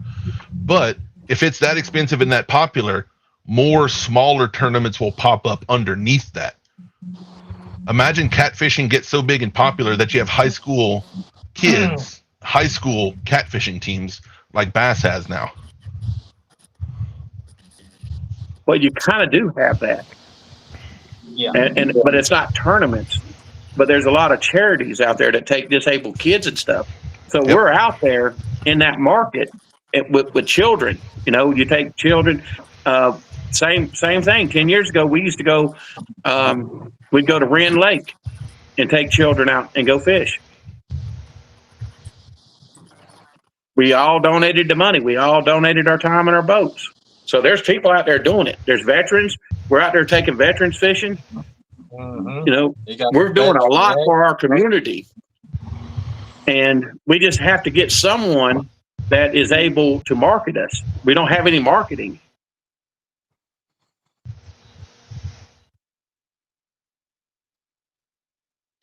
Do you have anything different, Lance? I've been kind of mouthy on this one. No, I mean, if it gets where you have the World Championship, where you got to fish the 5 tournaments to fish that, eventually, if they figure it out, you can have like the bass anglers do. You got the amateurs that can work their way up through the ranks, and eventually, where they can fish the World Championship tournaments, they just got to work their way up to it. That's the whole goal. The whole goal of the championship, the World Championship, is not to buy into this World Championship. You've got to earn your way in. Right. Yes. Just because you got enough money to pay the entry fee, you're not getting in. Yeah, Lance. So if I was a person starting out, the way, instead of worrying about me not being able to fish it, I would be more concerned on how am I going to fish it. If you think negative stuff happens. I'm thinking, how am I going to get there? Yep. I'm not guaranteed. You don't wake up one morning and decide, you know what, I'm going racing the NASCAR Cup Series at Daytona this weekend. That sounds fun. Exactly. You don't do it. Let's see. John said his phone got hot. They're headed to the landing right now. If you get your, you know, a lot of people in this fishing industry needs to get their act together and focus on the positive stuff. Focus on, hey, Alex is out there busting his tail, making it happen. He runs the man that loves to fish and he can't fish anymore because he's doing the tournament trail. And Alex is one you don't want to fish against. He is a great fisherman. Same with George Young Jr. Another great fisherman. You don't want to fish against him. They're all great fishermen running tournaments. Yep. Greg, and if you know Alex Nagy, that's Twisted Cat. I'm not sure if you know them, but they're in Morgan City. They ain't far from you. Greg Burgess lives south of me, right? Okay. Hey, you got Cabela's. You know, there's great fishermen on the Cabela's people. Mm-hmm. You know, and they're not fishing because they're running a tournament. We need people that are not fishermen. We need promoters that all they don't know nothing about fishing. All they know is bring the money in and send it out. That's all they need to be concerned about. Creech said, well, I know him and he don't know me. That tells you I ain't shit in the fishing world and I need to get my name on the boat. Well, yeah, Creech, not everybody knows every name, but he's been in the industry, tournaments, running them, fishing them for a very long time too. Yeah. You'd probably have a nice conversation with him if you had an opportunity. One of our pro staff too. Yes, I may know him. But I'm saying I can't remember everyone you come in contact with. You know, if you're in my circle every day, you know, it's hard. I'm sure you've probably fished against each other before, if not met and everything else. Yeah. But tell him if he knows me, I'm just trying to speak the truth. I'm not the guy that sugarcoats stuff. Now, we at River Cats like that attitude because our owner doesn't know how to spell sugarcoat. Yeah.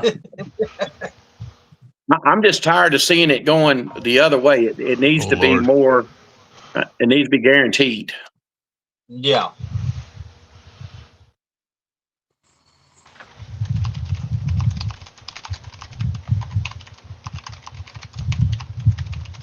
Somebody's asking me for a link. Do you think the NASCAR people would show up if it wasn't guaranteed? Do you think those bass fishermen are going to show up if it's not guaranteed? No. They got a guaranteed payout. When they announce, and the advertisement should be coming out soon for next year's Daytona 500, it'll be the first race of the year. They're going to announce what the winning purse is, and they don't say nothing about if so many people show up. No. Yeah. Nope. Never. I've never seen that. I've never seen that. Let me see. I like that. I need to try to figure out how to get. Let's see. Now we got Ryan. One of y'all. Yep, Ryan, you're back feeding. I can hear myself through yours. All right, let me kill that.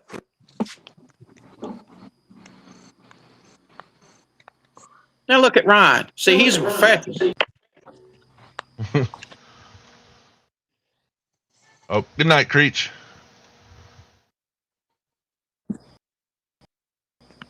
Yeah, Creech is out on the rigs right now, ain't he? All right. I don't think I hear myself now. Say something, Ryan. Say something, Ryan. All right, we good. Ryan. Let me see. Let me put y'all next to each other. Ryan's on the phone. He's got his figured out. Professional. Yeah, professional. Yeah. I just need a jersey, man. I brought up Ryan earlier. He might not have heard when you said about not having to bring fish and just weighing them on the boats. How many times has Ryan had to do that in a tournament on the kayak? Hey, that's not easy on the kayak when you have to get a weight. It's not easy, period. But it's doable. It's obviously doable in some boats. So with the the bass guys do MLF. That's the big one where they weigh the fish on the boat. It's really easy to hold a 5-pound bass on a set of scales and get the scales to lock out. You have weight fish. Yeah. It's impossible to get a fish to lock the scales out. I mean, on a boat and it's rocking. It's hard to get a set of scales to lock out. You're staticky again. I'm There you saying. go. Nope, you're good now. I think it's our operator. I think No, But yeah, I I mean, tried look to at adjust his Ryan. volume, and I think it made him staticky. Yeah, well, Ryan, why can't we do it on a boat? Why can't a local tournament, do the same thing? They talk about little guys wanting to fish. So That makes sense that's what to I them. wanted to pop in for. The tournament world has to change. Everybody's not a professional. Everybody's not Ray Ferguson. There has to be little guys, and there has to be big guys, and there has to be a separation in it. I'm a big guy. And I mean, I'm not saying one guy's better than another, but their skills are. One guy's skills are not what the other guys are. These guys I think y'all travel are the better than me. country I and- can say that. These guys travel in the country and fishing like Ray, and I'm trying to get into that. I'm trying to get up to that level myself, and money is what stops me. But I'm working on getting sponsors. I got that big tournament Steve's putting on. I called around and got my entry fee paid for that. You know what I mean? I don't have $1,500 paid for that. Now I got to figure out how to get gas to get back and forth there to figure the river out in that section a few times. But Yeah. I'm working at it. I'm grinding at it. I may not make it when I get there. I may get up there and Ray and then bust my head and make me look like an idiot. But I tried. And the little guys, these small tournament trails are for those guys that's not trying to get on that level. These guys that don't want to put in the work to call and get sponsors and put in the work and go learn new waters. He went That was out on us, awkward. but I agree 100% with him. What they don't see is they only see it. Did I lose Yep. y'all? Well, Ryan, to touch with what you're saying, they only see the part of it. They only see, they win. They don't know Yeah. that it took us 3 days to get there. Yeah. Practicing, missing the family. There's a lot of time you miss a lot. That's why I There's a had to lot of scale back. sacrifice. Yeah. And even before then, and this, look on my jersey. This is what, how much work my brother put into with all these names. They're not on here just for shits and giggles. All these different names were a lot of hours of hard work to get involved with these companies. Jeremy is not a rich guy. I am not a rich guy. He does okay, but it took a lot, and you would know the same thing. A lot of hard work to be able to afford catfishing enough to have a boat, gear, everything, tournament fees, and go fishing. It ain't right. an easy thing. Sometimes I look forward to going back to work because fishing is harder than the work. Am Oh, I weird. back in or am I in the basement? Yep. You're in the You're basement. good, Ryan. All right. But no, what I was saying, man, there has to be that separation of those guys. And when Ray travels to a tournament, it keeps people from showing up that are locals that only fish that place, and they fish that place a couple of times a week or three, from just taking all the money that Ray's there trying to win to pay for his expenses. I'm not saying keep the little guys out of tournament fishing. I'm saying they need to be out of these travel tournaments. There needs to be a professional level where you work your way up into those tournaments, not just show up, pay an entry fee, and fish. But until they start getting sponsors, then we're never going to have it. And what do we got to have to get those sponsors, Ray? You got to have good tournament directors that have to get No, out you there gotta and have beat the eyes. bull. Mouthpiece. You got to They can have talk eyes. to these guys. There's nobody going to pay $50,000 to sponsor a tournament to sell product that they know there's only going to be 50,000 people to look at the live stream of it. They can't sell There you go. 50,000 products if only 50,000 people watch it. So we got to figure out how to get people to watch these weigh-ins. And I mean, as bad as I hate to say it, and this ain't no disrespect to Chunky or Haz or none of them guys. Them guys ain't fishermen. They're entertainers, but they draw attention. That's right. We need something Great. of a combination of a Ray Ferguson and a Chunky Cats. We got to have an angler that is catching fish all over the country, but he's entertaining. And when we get that, then that angler will draw that Toyota sponsor or that Chevy trucks or whatever, that big name, big money sponsor. Because that's But what they're you're talking not about, racing. okay. Well, NASCAR, the So difference in NASCAR and the dirt late model guys, NASCAR has Toyota sponsor them. The dirt late model guys has got McDonald's or their local drive-in sponsoring them, you know. Mm-hmm. That's the difference. all right, to tell you, this is how I figured out the NASCAR deal. Have you ever paid attention? They only show the top 10 on the screen. Yeah. If you're not in the top 10, you don't get recognized. Nope. They're, Mhm. So but they're rewarding the higher performing people. that's right. So you've got to, and there's a lot of guys that can afford to do this. It's just maybe they don't want to take the time to do it. Well, I But was telling somebody the other day, Rising Sun's coming up, right? They got what, 150 boats, something like that. last year they had 200. boats. Let's just say 100 boats show up for one of them tournaments like that. 100 boats show up. 60 of them don't need to be there. 60 of them don't have the experience to be there. I mean, it's just the way of life. 60 of them had the money to pay the entry fee. It was close to them, and they jumped in, right? 20 of them. No, I had wait a minute. That's a different tournament. That is. So let me explain to you about the tournament. The Rising Sun tournament is a gathering. Yeah, exactly. It's I'm trying to think, nostalgia thing. It's the nostalgia of being there. You know what I mean? It's people go there and do it every year as a hangout. The tournament with family.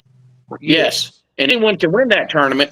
And the reason why they're not necessarily there to win the weigh-in, but they're there for that big fish that pays $8,000. Yes. Anyone can get big fish. It's like this. If you say 100 boats was there, 60 of them are there for the hangout. They paid their entry fee. They really, on a skill level basis, they don't have the skill to win that tournament, right? 20 of them are the top 20 anglers in the country. I mean, you got like you and the Fountains and guys like that. And then the other 20 just they know how to fish and they have a chance, but they're not on the level of you guys, of you top 20 guys in the country that show up to that. Yep. Now you've got them guys that spend money to travel there. Real quick, guys, a couple people are asking in the chat. Yeah, we're between websites. We're about to launch a new website. So if you need a product says out of stock, contact any of the pro staff, John, or this email directly to see, and we can hook you up with gear because the website's slightly out of date while we're in the midst of launching a new website. All right, I'm sorry, guys. I'll go ahead. But what we got to get away from, Ray, is you guys travel to a tournament and pay your entry fee and you spend all this big money, and then some local guy shows up and gets lucky and takes that winning prize pot. We got to get away from that.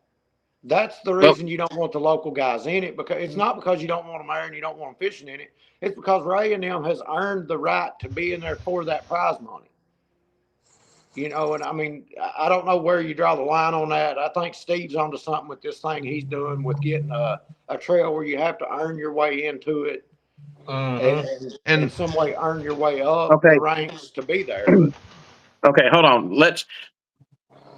Rising Sun, you can't say that about Rising Sun because Rising Sun is totally different. What we need to compare, what we need to compare with is Wheeler. Okay. Yeah, let's take Wheeler and say if you look at Mike Mitchell, you look at J.R. Hall, all those guys, and that fish the lake every day.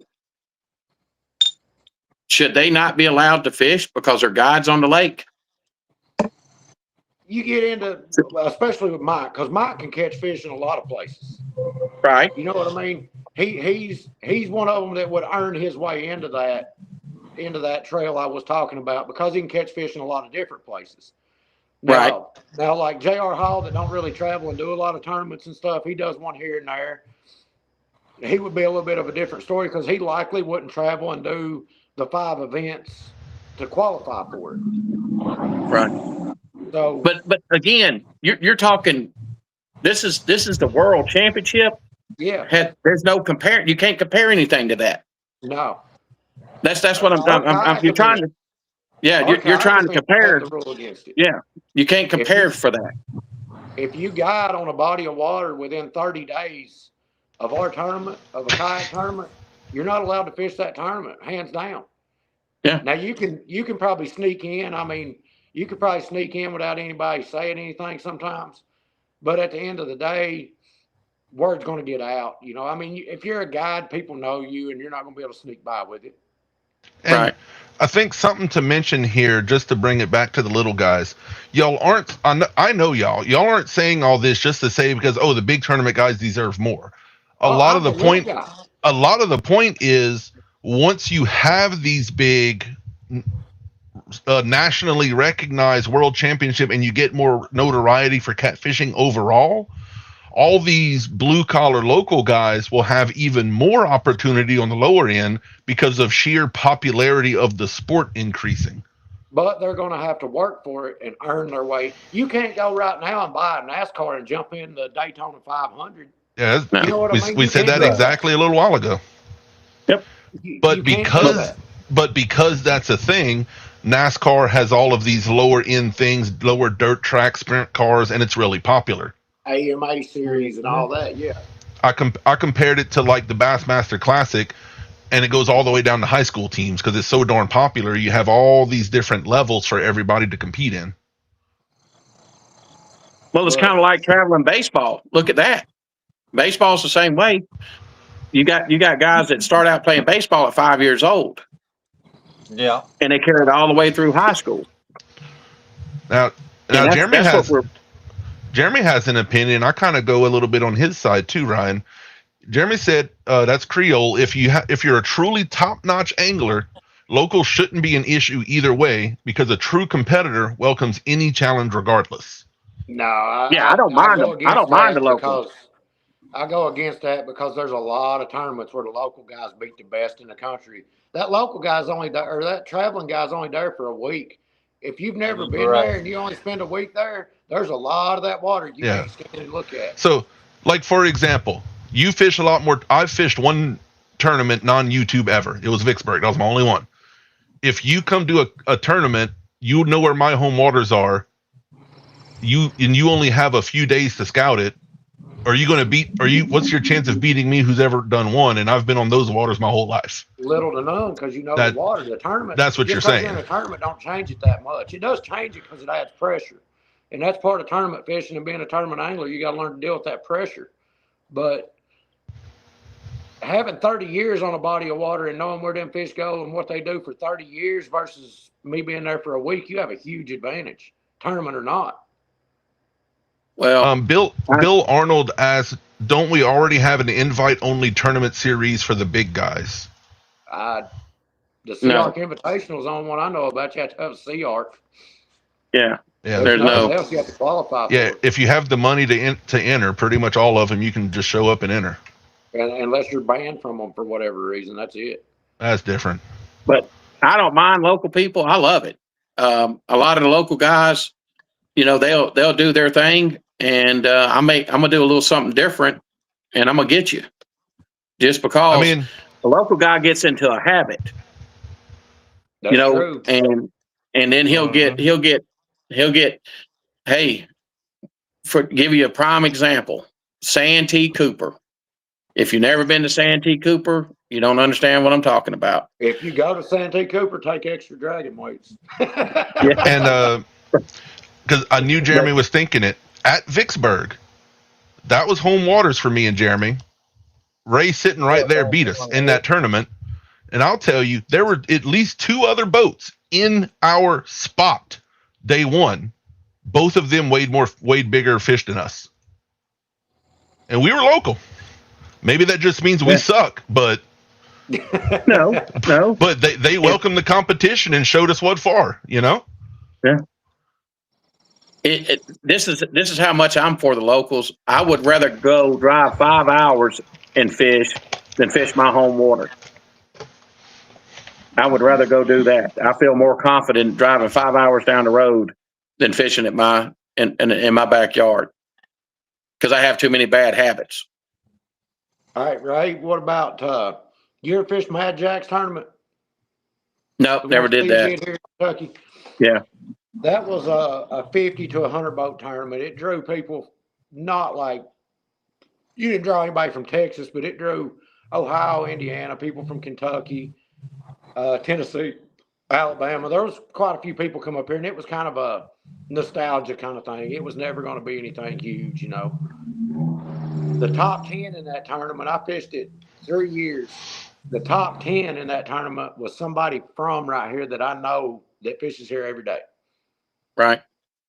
But Ryan, it's a thermocline lake, and if you don't know how to fish a thermocline lake, you're hit when you get here. Yep. Ryan, I got a let's question back up. for you. Well, go ahead.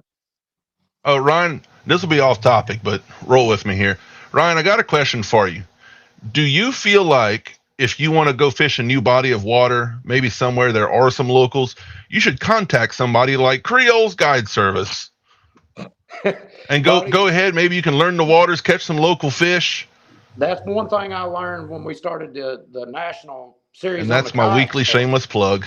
And Ray's one of them. I've called, you know, if I got a buddy on Facebook that lives in Alabama and I've never been to Alabama, guess who I'm calling before I go down there? But I'm not asking him, hey buddy, give me your hole. Tell me where your secret hole's at. I'm asking, hey buddy, you catch them on ledges, you catch them in deep holes, whatever. And then I take that information, I translate it to my Navionics map or something. But I'm gonna give you a usually I don't GPS. have to I'm gonna call. give you a GPS pinpoint. Say here, go right here to Ray's this gonna throw me off waypoint. on purpose. But 'cause that's the kind of guy he is. But Hey, no, I mean, all I can tell you is I've done that to people, and they're doing pretty well. but You know, So, most of the calls we got before Vicksburg were people begging us if we knew where any bait was. yeah, that's the biggest thing when you go to a new area. Where's the bait live? And generally, I take mine with me because I don't want to have to worry about finding it. But if you're there, for a Kind of week, you gotta surprising find the bait. big name people calling asking us for bait too. We're like, oh, Well, okay. that's a hot topic right now, is buying bait for a tournament. But Oh, they're just asking where at, not to buy it. But I mean, that's Just- another hot topic that came up, and I'm kind of on the opposite side of the fence of everybody else. I think buying bait for a tournament, if you want to buy it, go ahead. I mean, if you can't afford it, get a sponsor to buy it for you. But that is part of catfishing, and I see their point. Catfishing is 3/4 catching bait. well, it helps to have bait. You got to understand, you're already taking 3 days from your family. You throw a 4th day in there hunting bait. Yep.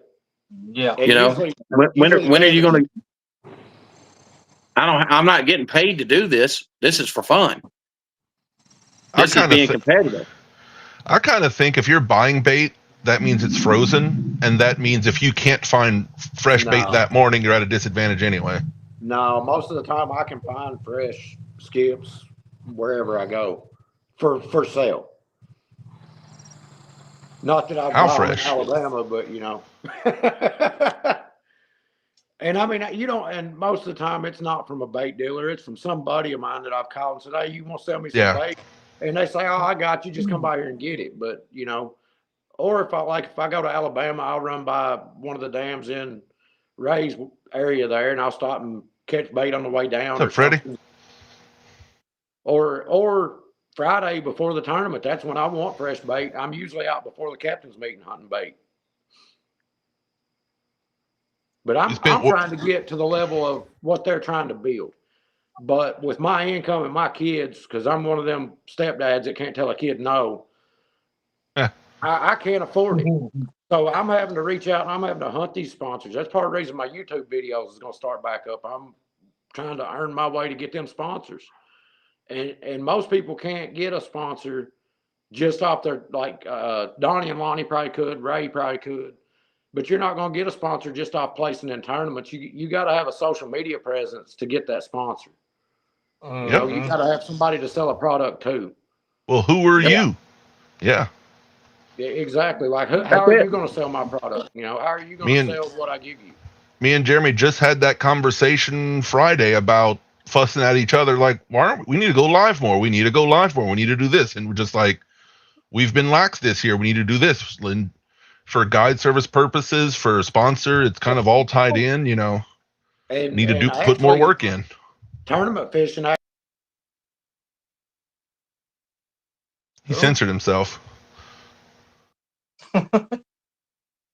What's up, Freddie? It's a very different There's people- conversation we usually have on this night.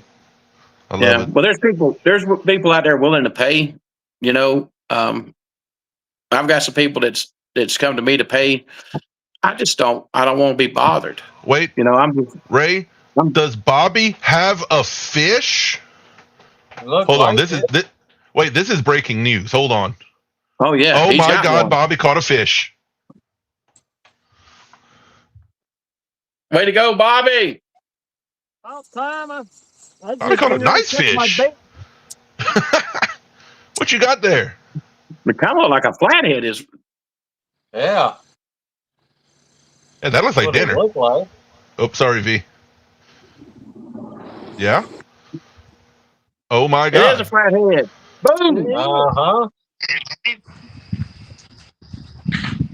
That's world championship worthy right there, Bobby. You did it. That's awesome. You're late. Train might be Hey, Catfish Dave would be proud.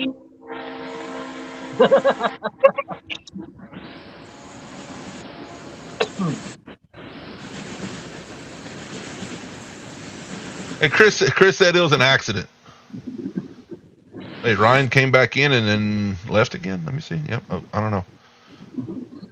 Oh yeah, Bobby's got to admire that fish for a little while. I'm always amazed at the coloring. I always got to look. This one here, like camouflage. Yeah, that one's really pretty. Good job, Bobby. That's perfect. Yep. So what are we talking about now? Well, Ray, every time we have a guest on, we kind of give carte blanche. Chat, because you're more special than most of us, whether you want to admit it or not. Chat, if you have questions for Ray Ferguson or if Ryan Bortz comes back on, chat, feel free to ask things. Besides that, it's Ray, whatever you would like to talk about for however long you want to talk about it for. How big is the fish? Hey, listen. Oh, don't show it. I say, never mind. I can't even see it. 6. I was going to What say is it? 5. Oh, you're both right in the couldn't- middle. 5.58. There you go. Wow. Oh, I guess I'm a little glass half full, Ray's a little glass half empty. That's still a good. Hey, that's a pretty good fish, though. That'd be a hell of a fillet in a skillet. Yep. It just might be. Melissa, I think it's mostly the smell that gives him that name. She said, how do you get big fish as your middle name?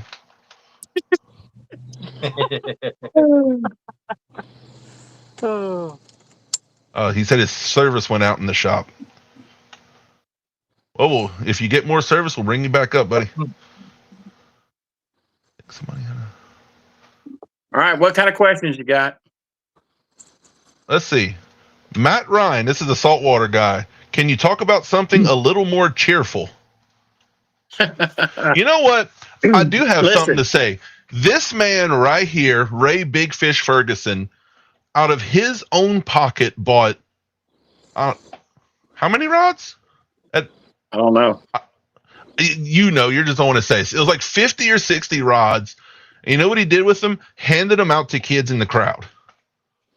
That's what kind of person Ray Ferguson is, if y'all didn't know that already. And that's very cheerful.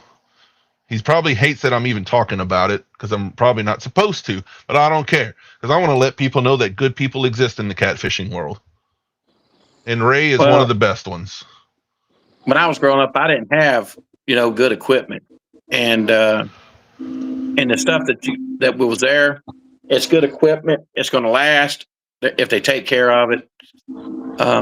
I had a all-purpose rod. I bass fished, catfish, brim fished, all with the same thing. So, and in the area that we were at, they need a good rod to handle the fish that's out there. I'd hate to see one of them get a hold of a 30 or 40 pounder and it break the bass rod that they were using. Lisa's probably laughing at me.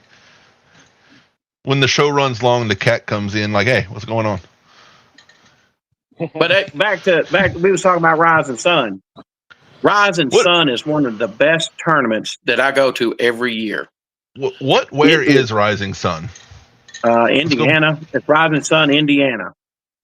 They have Okay. 150 boats, Holy cow! and that's on the low end. Last year they had 200, but still, Wow.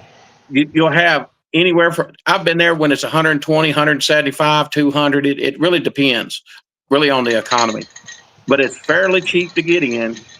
They pay a huge. They've got sponsors that pay the purse, part of the purse, and then they have big fish. And the big fish part of it, first place is like 10 grand. Second, the first big fish is like $8,000. So Hey, Wow. lucky is catching the big fish. You got to be lucky. And anyone that shows up at that tournament has got a chance to win big fish. Do you all agree? Yeah. If you Yeah. put a hook in the water, everyone's got a chance. And in a lot of tournaments, we don't have that. Like at Megabucks, you didn't have a chance to catch a big fish and win $60,000. It was 2,500. I don't know what it was.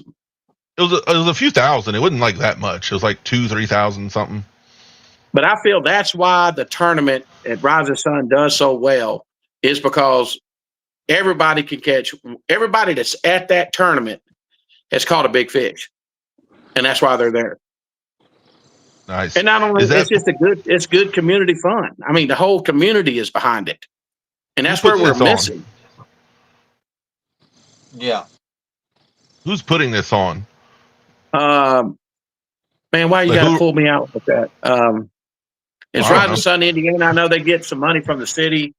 Stephen, but there's a name of the. Ask Melissa on chat. So it's not like connected to any, because honestly, I haven't heard of this until today. It's not connected to anything else as far as the cat, like, it's not MRM, Yes, it's they not got- King Cat, it's not. No, they got a catfish club. I think it's the Ohio Catfish Club, maybe. Okay. But they help with it, and it's man, you got high school kids down there weighing in fish. Yeah. They're all helping. The whole community comes in and helps. It's Nice. If you've never been there, you're missing out, because it is fun. We don't go there to win. We just go there to socialize. Maybe I need to go up there go up there with my vendor trailer or something. Well, you'd kill it. You'd kill it. There's people up there. They want to buy fishing tackle. They're there to have fun. They feed us. I think they got breakfast in the mornings. We have a meeting on the bank. It's a fun tournament. Ohio Valley River Cats. There you go. I knew I'd screw it up. When is it? This weekend, Saturday and Sunday. Well, I'm not coming then. All right, Chris and V next year. Maybe we need a booth up there. Y'all are nearby. I'll drive up there. She'll have a lot to talk about. V will have a lot to talk about when she goes. It's Stephen Bohannon. Yep. All right. Apparently, that's a very good guy then, because you're saying that you're talking very highly of that tournament and all. And I trust just about anything that you say. Well, they're all, Cabela's, they do a good job. I can't even think, I done went mind blank now, but Twisted Cats, Alex, phenomenal job. Alex is real low key, and he's plays by the rules. If this is the rule, this is what the rule is. He ain't changing it. It's just, there's a lot of good people out there. I think their hands are tied sometimes. They need to, Right. maybe if all our community does is complain, we don't need to do this no more. That's the way I look at it. That's, that is a great point, because I sure don't get on a boat to go fishing to fuss and complain and stress. I don't care if it's a tournament. I ain't getting on that boat to stress. Nope. Right. Just when I was sitting next to you, you were stressing. Who, me? when we was launching. You was I stressing. wasn't stressing. I was just excited. The whole boat was. I was pumped. I wasn't stressing. Okay, pump, stress, That same is thing. not to the me. same thing. Apparently, V tried to tell us about it. You was stuttering when you was talking. Yeah, you was stuttering when you was talking. Hey, Ray, I'm trying to beat you this today. That's because I was talking to the famous Ray Ferguson. That had nothing to do with the tournament.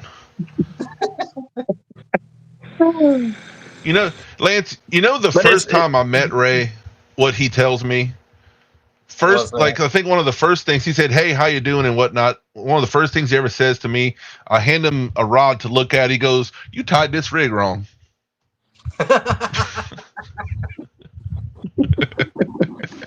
Like, your dropper's too long. Like, leave me alone. I know. What a jerk. Hey, I'm trying to help you. You were right. I knew it was too long. You were definitely right. It was way too long. It's just that had to be the one I gave you. But hey, I know. Well, I mean, I didn't want. Here's the thing. That tells you what kind of person I am. I'm not trying to be a dick. I'm just saying, look, I've tried this before and it doesn't work for me. If it's working for you, great. But here's another option. Oh, I love honesty. I don't care if it's a good thing or a bad thing you have to say. Just be honest with me. I'll tell that to anybody. As long as you're not lying to me, I'm friends with you. I don't care. Just don't lie to me. Yep. I do. I get starstruck with certain people. Jeremy is way worse than me, depending on who it is. Don't let him fool you. Jeremy can't talk, depending on like which person he's meeting. Listen, I wear Steve out all the time. I hope he ain't watching, but listen, I was in Texas. This is cool, and this is so cool. And I'm sitting here listening to these guys, and they're like, "Man, we hadn't caught any fish all day. We've been out here. It's just da da da da da." I said, "Are y'all fishing the tournament?" "No, we're just out here fun fishing." I said, "Really?" I said, "I seen them monster rod holders on your boat." And they were like, "Yeah, we watch Steve Douglas all the time." I said, "Really?" "Yeah, we'd like to meet him." I said, "Well, hey, I can't let you meet him, but I can do this." And I called Steve right there on the spot. Lord. I said, "Hey, Steve, there's some guys who want to talk to you." Oh no! Hey, they like to fell off the table. So that's the kind of guy you're going to get with me. I'm a people like, "Oh man, I'd love to meet." "Oh yeah, really?" Here. Yeah, I guarantee. I know you'll say it. If anybody wants to meet Ray Ferguson, if you see him, walk up to him, like tickle his tummy and say hi, and he'll just laugh and greet you. Like you're so easy to meet. You swear you're not famous. Well, that's how I got a hold of Melissa. We was eating at the same restaurant, and I said, "Hey, you want to go fishing?" She said, "I like to go fishing," and it was over. Got a hold of her with a cast net and some duct tape. Son, you talking about a freaking stressed out? The first time we went fishing, we was down in Gunnersville, and I knew there was some big fish there, and I could not get them to bite. I worked on these fish till lunch to get them to bite. I suspended, I anchored, and then I just give up, and I said, "I'm gonna drag them and let's see what happens." And I'm talking about I stayed in probably a 300-foot area, and man, she put a 54 and a 52 in the boat. I was happy then, but I was looking pretty bad up until lunch. And then I ended up dropping it on my toe. And it went all the way through my toe at the weigh-in. The plastic grippers y'all use, you'll never see one on my. I dropped him. He went through my big toe twice. During the tournament, at the weigh-in, and I never flinched, son. She never knew what was going on. And then we had to walk down this thing and drop the fish off into the water. Got back to the truck, and I said, "Man," I said, "I need you to look at my toe for me real quick, because this sucker's hurting awful bad." My whole shoe was full of blood, and she takes some alcohol and pours on it. I was like, and this is all y'all had just met. Yeah, she's over there dumping alcohol on my freaking foot, and I'm over there in the front of the truck throwing up. Yeah, I'm telling you, boy. Chris said he met you by asking you to take a picture of him and Steve Douglas. Wonder where we Had was Ray at. take a picture of. It had something to do with him fanboying Steve, and that's how he met you. Yeah. Well, Steve, hey, I got Steve at the veterans thing. We was up there at the veterans tournament, and I picked him up at his house and took him up there. And I said, Steve, I said, look, I said, I don't want to be tied up with all these autographs and stuff. People, oh man, I ain't gonna do no autographs. And I was like, oh yeah, Steve, if you get up there, you're gonna be doing some autographs because you're famous. Oh, Ray, you crazy, Ray. I got him up there. Sure enough, he was signing autographs and taking pictures. You know, We just couldn't. Hey, they wasn't letting any kids fish, so they didn't have no babies there, or he'd have been kissing babies. you know, that happened to me at CatCon this year. Was my first year. I signed a few things. I took selfies with people. I was like, who knows me? What the hell's going on? It was so weird. You for Sasquatch. As big Well, as you are. Oh. Everybody recognizes me. I'm in a crowd. They actually recognize me before Jeremy just because I'm huge. So they go, you must be Tank. Like, oh, yeah. They just see me first.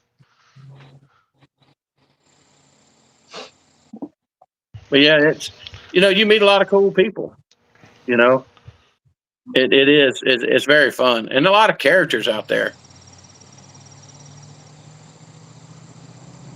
There's a lot of all of y'all in chat. Ain't none of y'all have some good questions for Ray. Jeremy, ask a question for Ray. God dog, and I know you're sitting there being all shy because I think you're one of the people he fanboys with. You know, when you met us in that parking lot, we were looking at a rod at Vicksburg. Jeremy pulled me to the like, oh my God, we're talking to Ray about this. Oh my God, he was freaking out. He tell you the changes we made on it. Did you make them, or are you just talking about the ones y'all talked about? No, I think they're going to make some changes on Well, it. I know the ones you suggested, and most of those we were kind of already thinking too. So yeah, for sure. I know I don't have any straight chained hooks. I know that. Hey, so whoever's in that department is make sure when those hooks come out. Talk. Oh, you know what? I can't say too much. I forget. We're not. Talk to John. Make sure he understands that. That's all. He knows. I ask him every other week. Straight shank specifically. Straight shank hooks. We have to convince John. That's all I can say about that. Keep forgetting that's not a full announcement yet. But yeah, the R&D department is on that train. All right. What's the best tournament that you think's out there that you witness? Who do you think does the best promotion? Promotion. Well, I'm limited because I'm so new in the community. I'm only friends with so many people. As far as tournament promotion, I get a lot of Twisted Cat stuff, and media wise, I feel like Twisted Cat's doing an incredible job. Because even when, say, MRM or King Cat, I have to actively search for, what's coming up. Because they have multiple tournaments within 2 or 3 hours of me, and I have to actively go out and look for them. Twisted Cat's all up in my face. I don't have to guess. So I feel like they do a great job. Yep. I feel like if Alex would start promoting some of his anglers, I think he could help the sport grow. I mean, he needs to take his top 10 guys and start pushing them. He makes posts about them every tournament, who's winning and stuff. But what kind of promotion do you mean? Let's say he needs to get out there and say, Wally's coming fishing this weekend, guys. You better have your stuff together. Or whoever. You see, that's the kind of build a guy up bigger than life. That's, even as an RCT company, it's you want to be humble because that's the right thing to do. But at the same time, how does humbleness get you to grow? I think I talked to you about that, about what hooks or something the other day. Was that you I messaged? I think it was actually. No, it was somebody else. But Yeah, you was. You did. You messaged me. You said you couldn't tell the truth or something. Oh yeah, it was about Wasn't how it? do you promote a product without knocking others when you know you like yours better, kind of thing. It's like you want to be humble, but you also, like that you're saying with the tournaments, you have to shout out your big players, shout out your stuff, and you kind of have to drop humbleness to promote higher. It's kind That's of an it. awkward thing, but you just have to You know? do it. I tell you this, I don't know of one person, well, 10 people out of this in the country want to beat Donnie and Lonnie. Oh, They're that nice of guys. But really and truly, do they need to be the nice guys, or do they need to be the guys that are, hey, if you're thinking about beating Lonnie and Donnie, hang it up. It ain't gonna happen this week. For promotion of the sport, You know? yeah, and they are the nicest, down to earth, talk to Ain't them no crime. Christian guys you could ever imagine. Like the best guys ever. But yeah, would it help the sport if they were like, for some reason, Donnie Fountain was actually cocky and promoted himself? With that might actually grow the sport in a weird way. Yeah. Or if they just promoted promoted for him. Somebody For else them, do to it. say, hey, look, the Fountain brothers. Yeah, hey, the Fountain brothers are coming. That's what they used to do. Like I hate to say this, you go back to dirt track racing, Scott Bloomquist, that's who they would call out. Hey, is Bloomer going to be here this week? I would go to a dirt late model race and it's 2 series, the Outlaws and Lucas. But I would be at an outlaw race and there would be people in the stands saying, well, where's Bloomer at? He ran the Lucas series. Mhm. They didn't come there. They'd come there to see him, but they didn't know he wasn't there. But I mean, he was at a whole different racetrack in a whole different area. But that's what people need. They need people to. You need to make some. You need to make some villains. All right. That's I feel like we need to do some WWE promos pre-tournaments. that's it. That's it. Yeah. That's Like I said, it's a show. We need to make a 'cause, show. you out of it. know, that was a big topic. That I can never remember the third guy's name. I feel bad, but Mike and Spencer won that tournament, and some people were like, "They're just YouTubers." Which, long story short, they're not just YouTubers. They fish all the time. They're great fishermen. Like, get over it. Yeah. Calling them just YouTubers is an insult to them. But how much? No, I wouldn't take it. Wait a minute. Let's wait. I would not take it like that. I'm saying just Because YouTubers. if I was to call them, no, because that's the thing. They are YouTubers that are getting paid Mhm. to fish. Yeah. So is that a bad thing? It's a. They got it figured out. What I was gonna say is the best tournament promotion I've seen is because it happened to be them that won. That's right. I don't even necessarily watch their videos They're much, and it's YouTubers. been on my feed constantly. Like, please watch this video. Please watch this video. Just begging me to watch every piece of content that they've been on. Every time Lonnie and Donnie or the Massingales or anybody, the couple people that I can actually name when they win, you don't really hear about it. You don't. They're YouTubers. That's why they're doing good. Social media. It's getting it out there. That's it. We're not.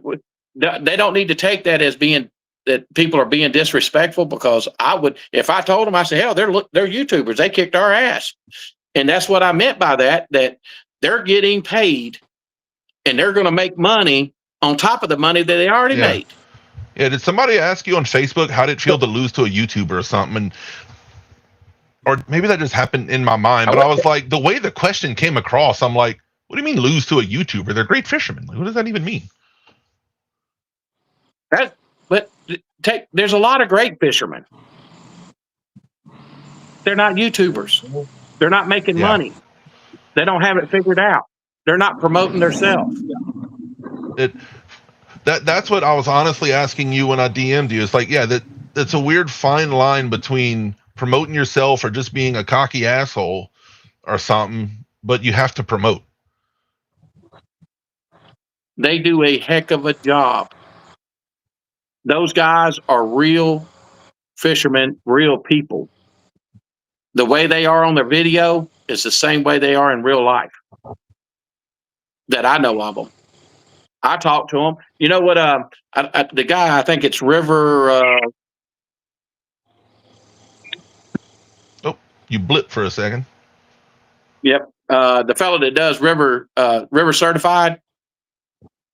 What's his name? He won. Spencer Bauer. Yeah. So, man, it's killed me. I'd seen his videos and stuff, and I'm like, man, I wish I could talk to this guy. What would be the question I'd ask him? How in the world do you park on that sandbar and keep the mosquitoes from eating your ass alive? That's all I wanted to know. That's all I was. Man, I was like a kid in a candy store. And I'm like, dude, how are you doing it? Because you don't see him. He's never really complaining about being ate up by the mosquitoes. Right. And I've asked people for years, how are you on this sandbar? Does it really, because this is what I want to do is I want to take my kids out there and I want us to go on the Mississippi River and camp on a sandbar and not get ate up by mosquitoes. That is the greatest question. You got to ask the hard questions sometimes. So, instead of talking about all these big time tournaments, really what we need to know is how do you camp on a sandbar without getting eaten up? Yep. That's what I want to know. I know a good answer is look up Thermacell if you don't know that company. Well, they have some incredible products. I've got them, but I want to know how he sets it up. What he's doing he's got to have something. Yeah. There has to not be any breeze at all. And they work. There's one they make that it's made for a camping area that it does like it's like a 15-foot area. It actually works really well. Yeah. But the little bit of breeze, it's gone. Besides that, you got to get deep woods off with 100% deep, like the stuff that gives you all the cancer, and then it does an okay job. Yep. If you get one that doesn't give you cancer, the mosquitoes won't stay away. They say dryer sheets too. Or one of the best products that's ever been out there. I don't know if that's still a thing, but it was Avon Skin So Soft. Mm-hmm. Probably the best mosquito repellent, fly repellent there's ever been. Yeah, I was just gonna say, John and Creech, they camp on the Mississippi every year, and John's probably going early October. That's his birthday. He goes camp on the river. He knows all the secrets. Yep, that would be pretty cool. Because, like I said, I'd love to do that. I'd love to take them on a trip. Those kids that come down the river. That was pretty cool. Yeah. Have y'all looked that up any? Where I forget the name of it. You'd have to go back through my Facebook and look for it. But it's so there's some little kids way up north got in trouble, and they sent them to a camp, and they built a raft and come all the way down to Mississippi on this raft. Oh wow! And I seen it on a YouTube video. One of the tugboat captains was like talking to him. I was like, man, that's pretty freaking cool. I'd like to see these guys. Here we go to fish Greenville or Vicksburg. We're fishing somewhere. And bam, I run into them. Man, I had the best freaking time. They thought I was a psycho or something because they was pulled up to the sandbar, and here I am coming over looking at them. I'm like, hey, what are y'all doing? And they was in the middle of taking baths, really, because they pulled into a sandbar that had water. You just walked up on a bunch of people trying to take a bath. Well, I pulled up on them, but they were. That's why they were looking at you funny. Yeah. Well, I didn't know what they was doing. I was excited. So, you can't say you're excited when you pull up to people. God, dog it, Ray. You're breaking up on me. I can't. It's getting late, so my filters are going down. I'm making the bad jokes. Nope, something's wrong. What? All right, now I got you. Okay. What was you saying about pulling up on the bank? I said you can't pull up on people taking a bath and say, well, the excuse is you were all excited. That's not a good way to put that. Well, I was excited to see the kids. So, but anyway, and you could take it however you want, but I was just glad to see them. So to make a long story short, they had lost a couple of fishing poles, so we brought them fishing poles. One night we brought them pizza because they was doing maybe like 10 miles a day, and I was probably Wow. 50 miles from where I was fishing, so I could meet up with them. And then there's I've got a picture somewhere where I had like everybody had their life jackets on, and I took them fishing, and I think we caught a 30 or 40 pounder. They were all Hey, stoked. Yeah. that's a huge fish for most people. You're breaking up Shoot. again. Am There I you really? go. Oh, I bet my headset's dying.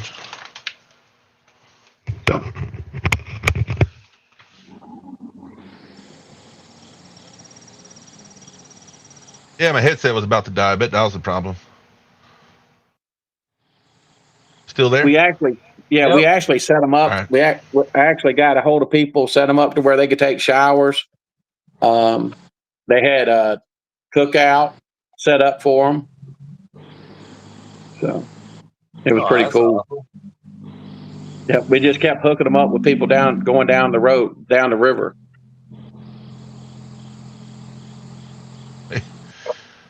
Well, Ray, I know we could talk to you for hours and hours, but we try to let the people go before it gets too late. You have Yeah. any last thing you want to talk about? Quit complaining and come up with answers. Boy, that one hits home on a lot of fronts. Mhm. What you Simple trying to say? Boy, there's a whew. Oh, you make me want to talk for another 2 hours just on that one. No, that is a good one. Boy, that is a good one. Well, thank you, Ray, for coming up and talking. Anytime you want, you give us. You got stuff you want to say. You want to come hang out. You have a forever invite. All right. Yep. Come Well, y'all, chill. hey, you've been bugging me, so I said I gotta go see what they're doing. I thought I was gonna get to see some fish catching, not do all this talking. Hey, Bobby caught a fish. I know. I don't- Hey, Bobby, thanks for not letting us down. Apparently, That they all link caught a you lot got, of fish Ray? earlier today. That link's good for come up anytime. All Yeah, right. I don't refresh the link, so you can just like keep using it. Yeah. Gotcha. Well, Bobby, you got something you want to say? Hey, just glad to be out fishing. Good to fish with everybody today. RCT Sunday was a great day, even though I missed one show because I couldn't find bait. And as always, till next time, Godspeed, God bless, tight lines and full stringers. Hey, Bobby, Hell real yeah. quick. Hold on, Yep. Bobby, real quick. How deep are you fishing? That is actually about 3 to 5 feet. Gotcha. Where are you fishing at? A lake, Oh. river? No, it's a creek. Literally, I can throw a rock and hit my house. Sweet. Lucky fella right there. Fishing in the backyard. That's That's a nice. cozy little spot. Mhm. Oh, yeah. Randy, Hey, are you able to say temperature? anything? Hold on. Oh. We're not done with Bobby. Hey, Bobby. Hey, is the Back to Ra- temperature? What's the temperature like? Oh, it's about, right now, it's about 63 degrees. Okay. So you think they're moving up in the creek? Oh, yeah. All right. That's all I needed to know. Thank you, You got man. that big old coat on for 60 degrees, Bobby. Oh, it's the dew point that gets me. If I get damp, I got metal rods in my back. If I get damp, I'm done. Oh, John's here. We got to go another 2 hours. Don't hurt my feelings, Jenny. Wait, let me see if Randy has something to say, and then we'll let John say everything he needs to say. Not sure if Randy can talk. Randy?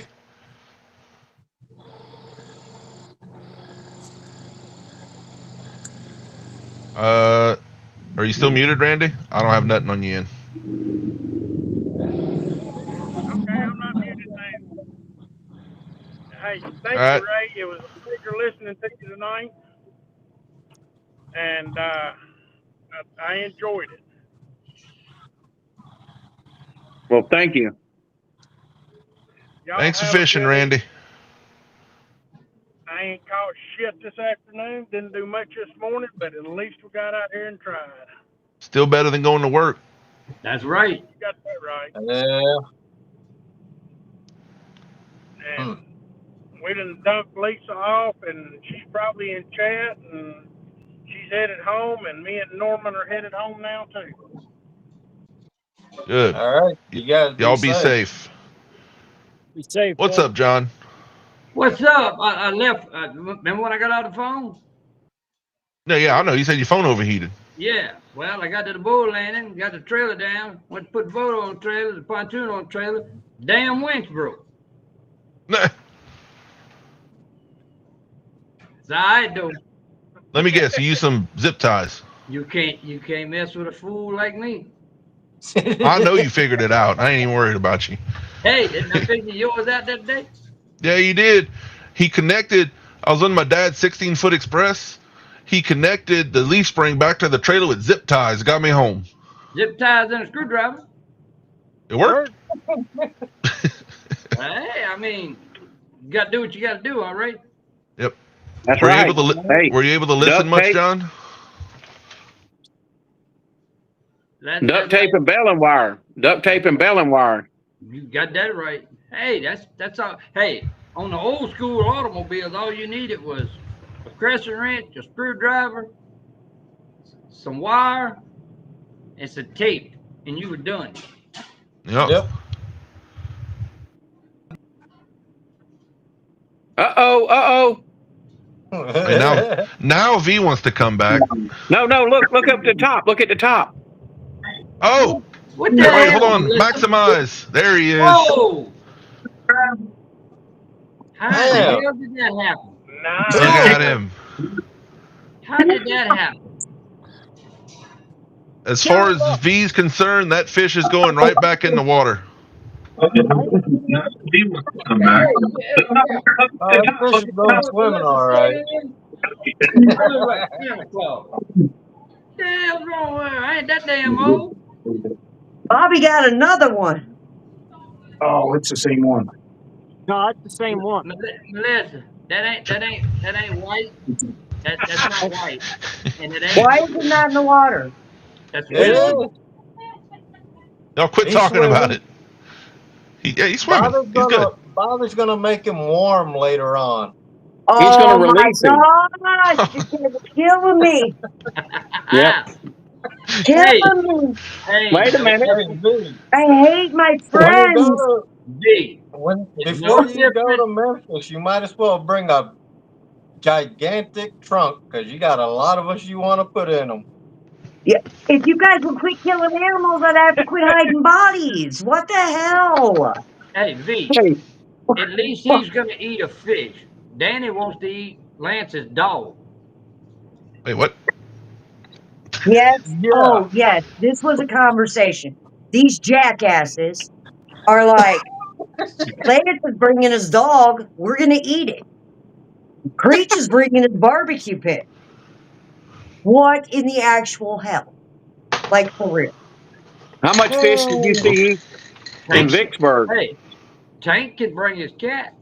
No, that's Byron's joke, and nobody's making soup at my cat.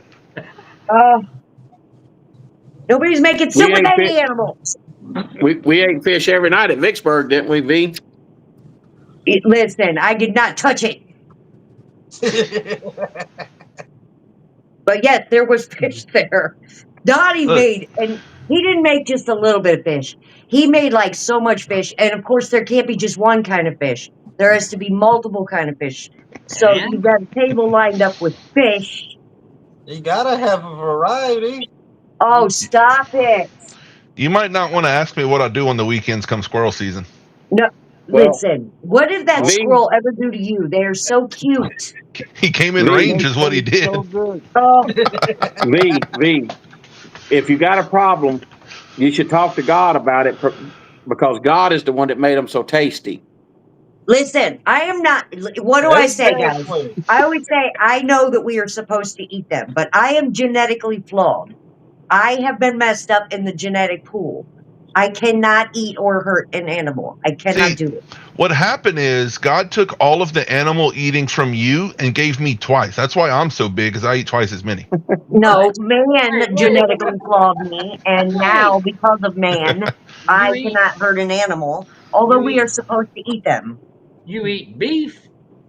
Listen, there is nothing natural about a cow, a pig, or a chicken. That has been long gone forever. There's nothing natural about those animals anymore. Well, besides V's dietary habits, John, what you did today? What? We were going to let everybody go, but you just came in, so I guess we need to spend a minute with you. What? I said I don't know. don't know all damn day. I don't know. You got a You product get any to talk straight about? shank hook? You get anything with a straight shank hook yet? I'm waiting on that now. Here we go. Here we go. I think we can have V turned into eating catfish before you get these hooks made. Oh, stop it. I No. don't think that'll happen, Ray. Never gonna happen.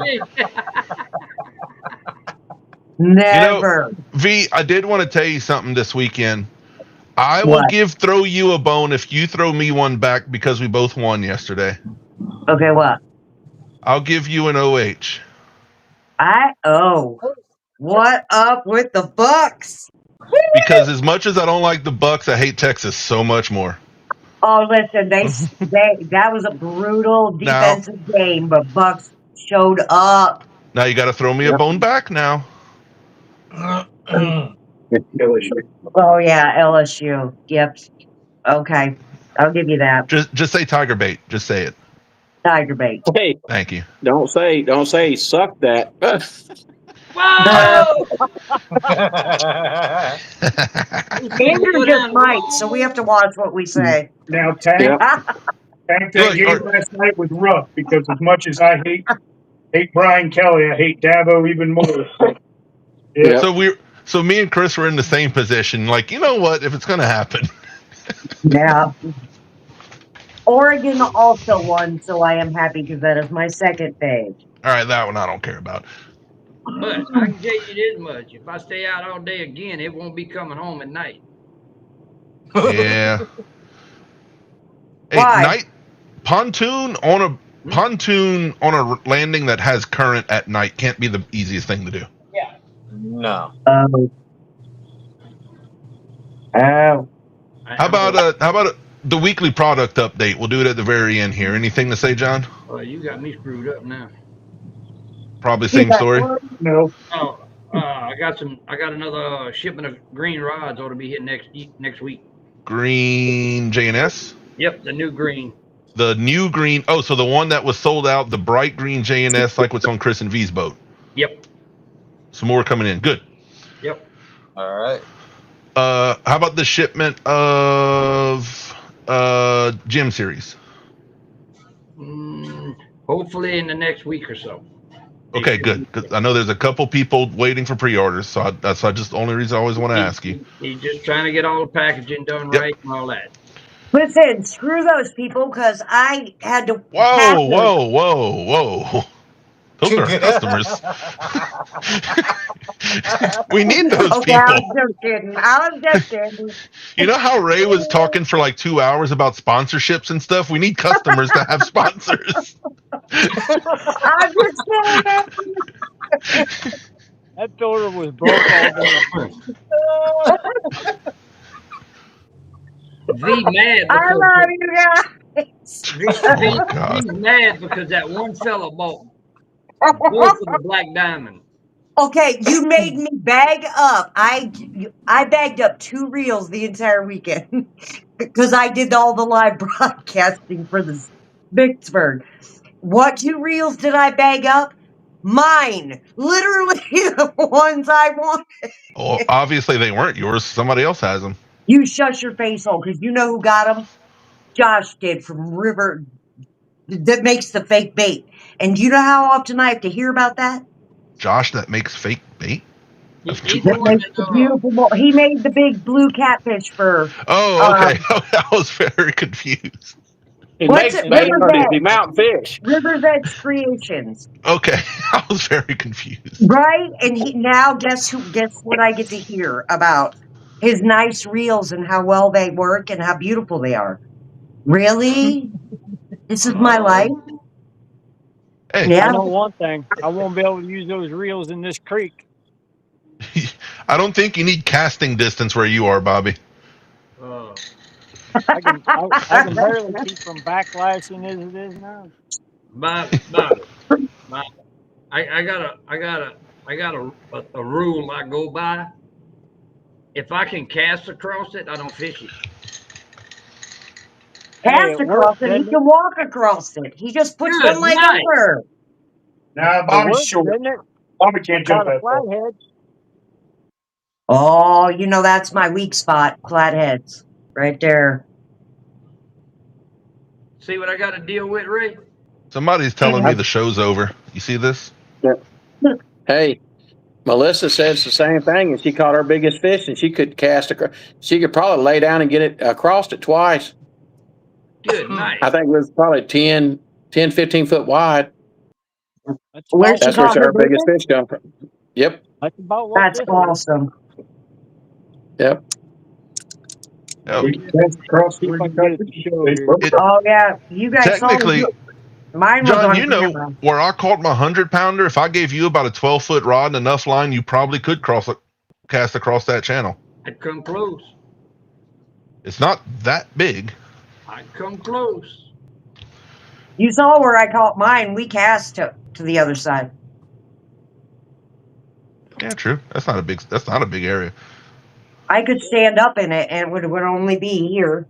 And I'm short. You guys have all met me. That's only like 2 feet deep. Look, Bobby's Yeah. showing us. Let's see if I can. Bobby, I think I can see your bait under the water. Just about. He's got live scope. It's just a flashlight. God damn. Oh my gosh. All right. Anything else, John? I ain't got nothing else, Tank. Yeah, we're definitely dropping off and don't want to take up Ray and everybody's time. Yep. Go ahead, Lance. Yeah. All right. Thanks for everybody showing up tonight. Thanks for hanging out, Ray. We Yes, shall sir. see everybody next week. Maybe I Oh, might yeah. pop up live sometime this week. Wednesday, Thursday, maybe both. On this channel, maybe salmon fishing, right? Yep. I'm gonna be out on the pier here in Sheboygan trying to catch some salmon. They're coming in slowly into the river, so When you I'm going either to gonna be on the pier or I got 2 minutes from the house. I got another small little creek, or they call it a river, but it's a small creek. My buddy seen some salmon in there, so that means the water's gotten up high enough at the mouth of the river to get them in there. I'll be Sweet. at 1 or 2 places. Snagging? No, No, you're not snagging them. no. Don't you snag Up them though here, sometimes? snagging is illegal here. Oh, okay. He didn't ask you if it's legal. He asked you if you're doing it. No, I never do. Not on camera. Ask again backstage. You talk about some tasty fish. Now we're talking.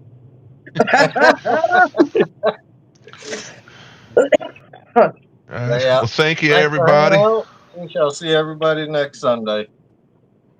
Appreciate All it. right. See y'all.